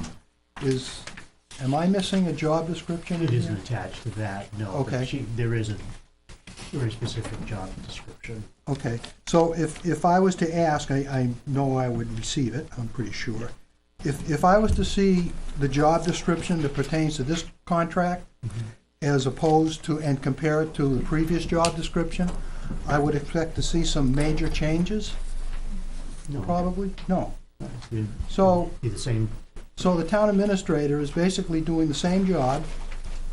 The town, and I don't care about this comparison to other towns, you know, to me, that's, you know, I think the appropriate phrase is who shot John, but maybe not, no offense to you, John. But, you know, I think that may be it. But, so if there's no major changes in the job description, the town employees, the workforce is basically the same. The workload, now she's gonna get, you know, if the article passes, for a secretary for the highway department, you know, the secretary is gonna be able to get back to, you know, helping out town administrator. So what is the gain for 18%, for $14,000 increase? I just don't see it, you know? And again, you know, somebody made the comment last week, I mean, this is just, you know, you're turning blank ears, it doesn't make any difference, so, you know, what the heck. And when you said, because that was one of my questions, what did the employee ask for, and what did you settle on? Well, we know what you settled on, and you said it was somewhere in the middle. Well, if 18% at $14,000 is somewhere in the middle, my God, what did the employee ask for? And on the flip side of that, on the flip side of that, if it's in the middle, you guys offered her, you know, not too much less than what she, you know, what the contract states. So you've got, you know, you've got what was settled on, you've got who knows what the employee asked for, and you guys settled on, well, just a little bit less, you know. So, I mean, you can tell me I'm wrong, you can tell me I'm picking on you, whatever you want to do. And again, the previous speaker stole some of my thunder, but you know, really, if this was signed December 27th, and you guys know you have to have a public hearing, and I don't want to hear the word advisory, okay? Because you were given figures how that, you were given numbers on, you know, how that article, by what that article passed in 2005. So again, you know, if you consider advisory, you ignore what you ignore what the people, you know, the will of the people. Okay, I lost my train of thought a little bit. But if this was signed on December 27th, and you're holding a public hearing tonight, and maybe another one, you know, quite honestly, how foolish the board looks. Absolutely foolish. You know, you're saying, you know, it's like the comment that was made several years ago by a politician. Well, if you want to know what's in Obamacare, we have to pass the bill. We have to sign it before we know what's in it. You know, stand up here, you know. I hope you're laughing because it's humorous. No, I'm laughing But at it's your- pathetic. I'm laughing at your manner. Right, I know, you're laughing at my comment, I get that. So you guys carry on the way you're doing a great job. You can ask the taxpayers to give you more money. Good luck. Thank you, Can Mr. Meany, I speak? because I know the way you look at me. Congratulations, Naomi. Great contract. I have to take some exception to comments that were made by two selectmen at the last meeting. At the last meeting during public comment, a former selectman brought to your attention an article that was passed in 2005 that required 2 public hearings prior to signing a multi-year contract. And 2 selectmen, when you're in your little private little cocoon at the end of the meeting when everyone was gone, started talking about, well, how can I remember what happened in 2005? I was in college. I work 40 to 50 hours a week. I do this, I do that. Well, let me bring to your attention some things that happened after 2015. One of them happened 6 months ago.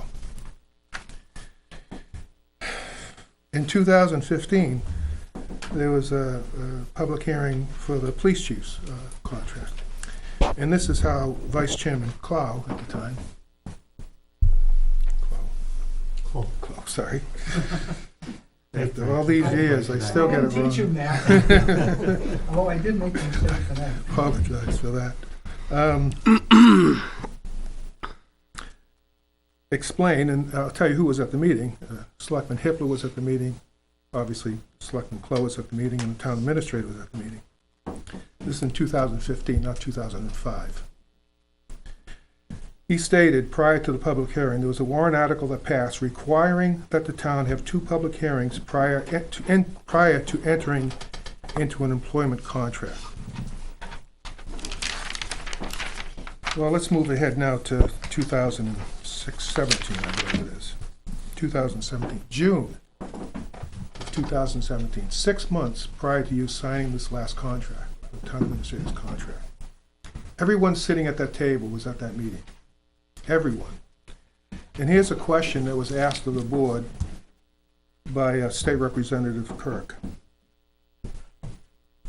I take it you're holding the public hearing because you can change the contract. Response from Chairman Clow was, Clow was right. Now I'm getting confused. The question was asked, I take it you're holding the public hearing because you can change the contract. The reply was yes. So this is not a waste of time. You can actually make changes. Response was yes. Everyone sitting at that table was at that meeting. And for you, for individuals, as selectmen, to say, how can I remember something that happened in 2005? It happened 6 months ago. We don't have that many multi-year contracts in this town. You should have known. And for one selectman to say, well, you know, people come in at public comment and they want to kind of, I gotcha. Why don't they notify us of these things before so they don't come in and say, I gotcha? You want the public to come in and notify you to do your job. That's the dumbest thing I've ever heard. So anyway, I think you certainly should have been made aware of the need to have a public hearing prior to signing the contract. It's a done deal. You're not going to change it. It's over. And this public hearing is useless. It gives a chance for people to vent. That's it.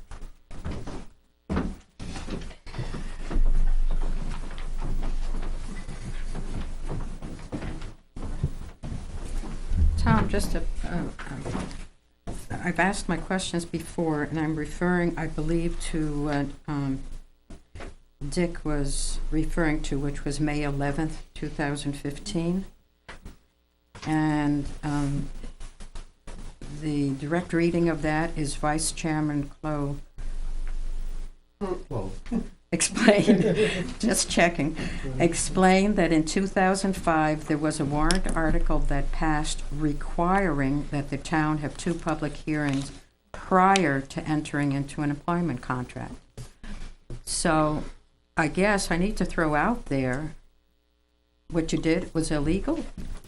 I don't know if you have it there, I noticed, whether it said requiring. I said, Yes. I don't doubt that I said it at that time, Well- but I didn't have the article in front of me at the time, so.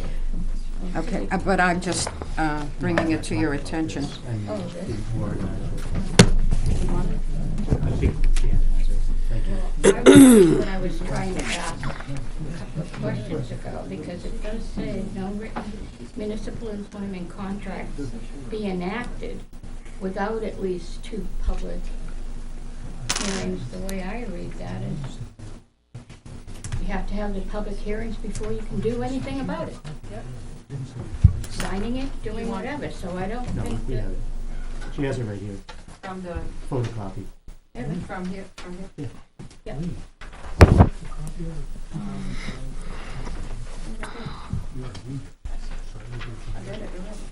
Any other comments? You want me to read that again, Tom? No, right here in front, right beside of us here. Did, was legal counsel referred to this? As to whether this is a legal document? Well, we can. I don't think we have. The document was reviewed by legal counsel, but not necessarily in relation to what you're reading there. But we can do that. See, I question also here under, in witness whereof the parties have hereunder executed this agreement on the 27th day of December. It wasn't executed on the 27th day. That document wasn't signed until January 2nd. Are you sure? I'm positive.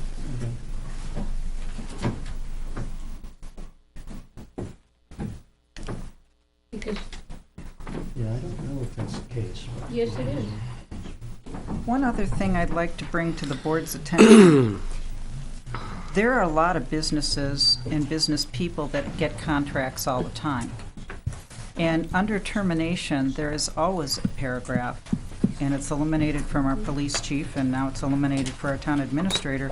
If you eliminate the position, they can be gone. You have not put that in here.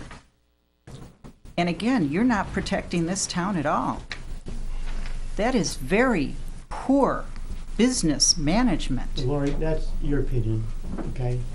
We don't have any intention in the future of eliminating the position. It's not even coming under discussion. The position's been here for, I don't know how long, a long time. We could go to a town manager.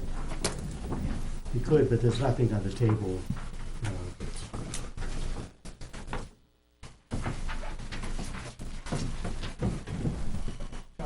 I'd just like to ask a question. Sure. I read the article from 2005, and it did say it required 2 public hearings before. I'm sure you were aware of that. Was there any reason why that didn't come up in the discussion of these negotiations, and why, before you actually signed this on the 27th, of why you didn't actually say, well, wait a minute, guys, before we sign this, we gotta have these 2 public hearings? Yeah, well, probably we should have, John. Huh? I said probably we should have, but the reality is that we're looking at December 31st is the end of the contract. Yeah, but that's not the first time we've gone by dates in the past, you know, where we have to have things done. Or you could have addressed it a little earlier and not come up to that deadline. That would have been the appropriate. That would have been the appropriate thing, but my point is, knowing well that article, I'm sure you've probably been in office since 2005, so you were probably there the day that was No, I passed. missed it by a year. Well, close, but I mean, you were well aware of the fact. I'm very miffed as to why that wasn't done before you went and signed it. I mean, you could have waited, you know, another couple of weeks if it, I don't think it would have, you know, made the world come to an end if you waited a couple more weeks to have a couple of public hearings, you know? No explanation as to why? Only what I've said, John. You know, you're right. Best thing to do, we should have started it in October and had the public hearings and made it before December 31st, but we didn't.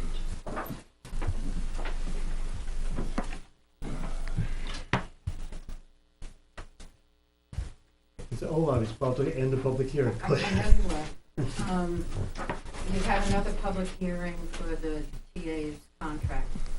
Doesn't make any sense to have it, right? Well, it's on the calendar for next week. Well, so we say the same thing all over again?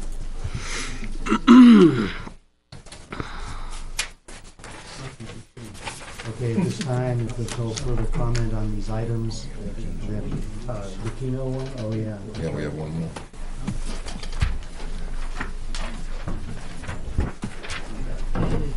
Third part of this was any comment on the voting on allowing Keno in the town. Keno, Can I add? You're gonna have to have another public hearing because according to town council, what came from the lottery, you have to have it 15 to 30 days prior to town meeting. And I took February 10th as town meeting.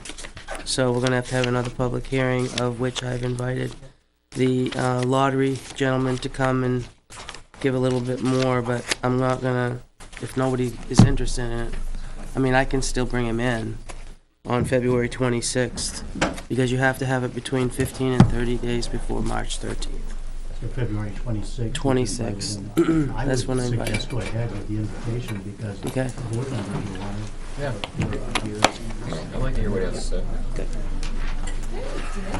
Okay, if there's no comment on Keno, then we will end the public hearings at 2:12.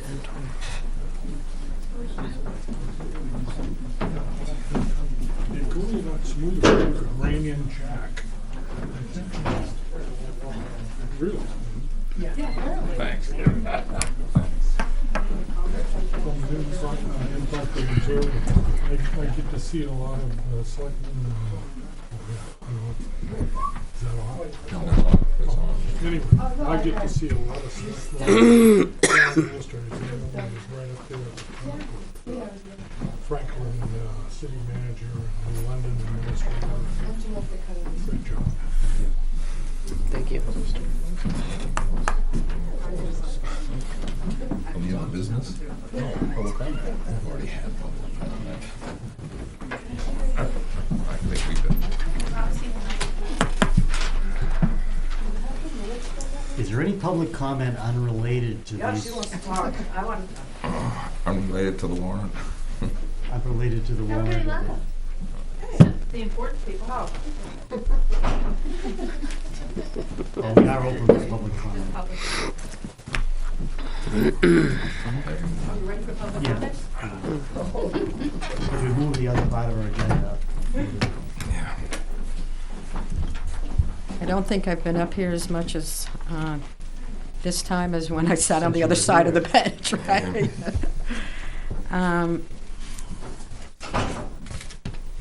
Apparently last week after I left, there was some comments made that I happened to have picked up from the YouTube, and I felt I wanted to address them because I felt they were being directed toward me, and I wanted to set the record straight. By the board? Well, there were comments made. Let me bring the comments up, and then you can deal with that. One selectman felt that people, or that I, or someone, was doing things to spite them. I've sat on that side of the table. I think it would be the last thing in the world. I don't think people do it to spite. I think people want to have a voice, and most people find it difficult to come forward and speak in front of a microphone, in front of a television, and put their cards on the table. And as I said last week, I don't bother doing it much because I think you don't care. And a lot of other people feel the same thing. But certainly, there was no spite. Nor was there ever, and we heard this phrase earlier, and I gotcha. No one is trying to get anybody. I think we're trying to maybe get you to listen, but not to get you. And in an earlier time, there was a comment in an earlier meeting. You felt you were being thrown under the bus and then backed over several times. That's right, and that happens. That happens constantly, and it's not you, and nothing is, I've never directed it towards you. You've always been very professional and very fair, but there's a certain few that come in here constantly and are looking to just hammer at us and ask things that are, we can't have an answer, and one of them made a time. Wow, and yeah, it's a gotcha. They come in and ask you a question. You have no way to answer that question because it's something that happened before. You're not prepared for it. And you know as well as I do that when they come in here, if they want to make some of the comments that people come in and make, they should be put on the agenda with a specific question so we can be prepared instead of sitting here used as a punching board for people. And that's not fair either. Okay, but and get threatened by people with lawsuits and everything else. That's not right. That's, we didn't get elected to come up here and get beat up on. No, but you have to have a thick enough skin. And I do have a thick enough skin, but it also doesn't mean I have to sit here and go home with my tail between my legs and take it. No, but there have been times when I know, when I sat there, that we said, we don't have an answer, or we'll come back to you next week. We'll give you the answer next They week. don't even give us that opportunity. Look, Public comment is public comment. It's not coming in on an agenda and asking a specific, what you know is the proper rules to come in, put it on the agenda, ask the question. Yeah, okay, if we don't have the answer, geez, we'll get back to you. Not to come in here and just use it as taking pot shots, because that's what a lot of it turns out to be. well, I don't have Channel 6, so I can't, and I won't spend my whole life looking at the No. YouTubes. But I think that maybe the line is very fine. You have to be careful that what you're doing is not being interpreted as I feel I'm interpreting it, that you want to cut off the public. You don't want to hear from the public. No. If you disagree with me, don't talk to me, type of thing. And that's not the country I want to live in. It's not the town. No, everybody has a voice, and I've said it before. Is the people out here are my employer. I'm not running the town. I'm doing it for them. Well, that doesn't look that way to us No, right now. I have to tell you. But the thing of it is, when they come in and it's like having your dog at home. They come in and beat you over the head with a newspaper every time they come in the door. Because that's all it is comes in and just keep hammering and hammering. They're not asking a question. The comment is, you don't care about us. You don't even give us an opportunity. It's comment. It's not a debate. Right now, it's turned into a debate. I'm sorry. But the thing is that, we also have to have a fair shot. Not to come in here and just get beat up on. And that's what it was. Tom was accused last week of having us, two people not being here because of other commitments. And turn around and he ramrodded something through because two of the people didn't agree with it, weren't here, so he got it through. And that took a shot at his Tom can integrity. think I took real issue with that, and I said that. Well, first of all, I think Tom can handle himself. No, I've but I'm watched saying him for many years. I made the comment also as a member of the board, because I was one of the ones that was alluded to not being here, and that's why Tom got... Okay, but look at a little bit of history, Jack. There have been other times when a board member hasn't been here and Tom has said, we won't discuss this, we won't take this up because there's not a full board. So from an outsider's point of view, if this was important enough, Tom could have said, you know what, there's not a full board here, we'll wait next week till there's a full board. And somebody, the person that came in, knowing full well comes in here on a regular basis. But that's his right as a that. citizen, Jack. Yes, but is it a right to be, to the point, any citizen, to go up and be that way to somebody? Here, it's a captive, we're captive. I don't know. I put don't up- think would you like- that was not part of my notes. Would you like that out on the street? Would you like to have somebody come up and start that with you on the street, face to face? Just let me intervene, okay? Because, Colleen, when you stand at that podium, you are always respectful. Yeah, granted, very. There's no doubt, but that's not always the case. And I don't want to talk about people who aren't here, but I think that, I agree with Jack, if people are there to disagree with us, that's fine. Right. But when they attack us personally, like our integrity, which is what happened at that meeting that Jack just referred to, it's a different level. And granted, we have to have thick enough skin to absorb it, but, when somebody comes up week after week and waves their finger in our face and accuses us of things, it's not the same as somebody coming forward with an opinion or with a disagreement and presenting it in a professional way, the way you're doing now, whether you're talking about the perception of the community and how they look at us, or whether we're talking about a specific item that's part of the public hearing. It's never any question about the level of integrity with which you're making a presentation. It's not like a public attack, and that's the thing that, granted, we don't have any control over it, but it's like, Okay, some but sometimes I think you have to be careful that a person comes up frequently, maybe is speaking for a lot of other people who won't come forward. And I hear what you've said. I don't know because I haven't been at the meetings, but you have to be careful that you don't take everything so personally. I mean, we've all done that, right? And you're a group of 5. Your votes are equal. Your discussion should be equal. If someone brings up something that you don't have an answer to, you thank them and say, I'll get you an answer next week. I just, it's up to you as the board to be the more civil and set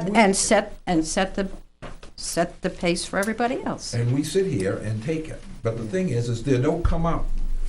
A lot of these people that come constantly don't come up with questions. They come up with accusations, as Tom said, and finger pointing. There's no question here. Well, I don't know. I really don't want to get into that because No, I really don't know. Respectful, and every time, you and I have had conversations, it's always been respectful. I have no, never. But I have to tell you, coming tonight to talk about the TA contract, that's a real blow, in my opinion. And it has nothing to do with the person.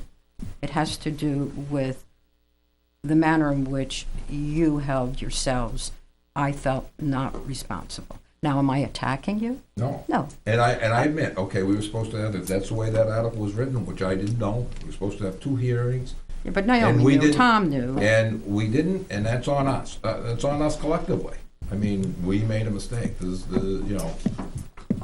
Okay, so we have to make sure we don't make those mistakes. But nobody's perfect either. I have nothing else to say, thank you. Comment. Eileen Meany, Quaker Street. I just, to the point about civility and respect, I took some copious notes tonight, and some of the things that were said were how foolish you look. How foolish. That was a stupid decision. What you did to this town was stupid, irresponsible. And so when I think about the way that those words have impact on people, and I imagine that, I've never sat where you sat, and so I can't imagine what that feels like, but I can tell you, being a citizen of this town, that's not the discourse I want, that's not the conversation I want, that's not the tone that I want. And so I guess I'm asking if there's a way to change that. And there's a way to change the type of conversations that we're having as a community, because I don't like that. And I think that there's a way to discuss differences in opinion without having them be personal attacks. So, thank you.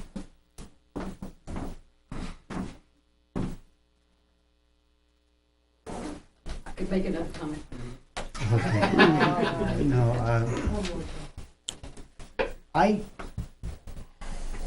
I agree with what we're saying here, but frankly, I have a lot of confidence in what I'm doing, sitting here.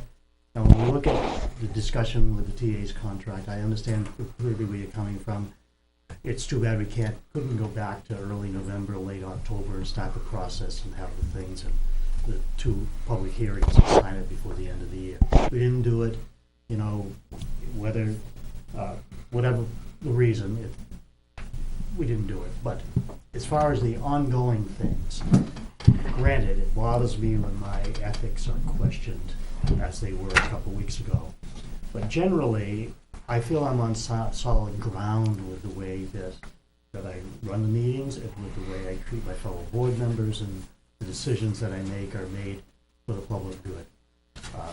May disagree on some of the things, but in my mind, they are. So, I don't go home and lose sleep over it, because I just have confidence that I'm doing the best I can and move on from there. But people express themselves differently, and I hear, but My name is Eileen. Eileen is saying, and I may not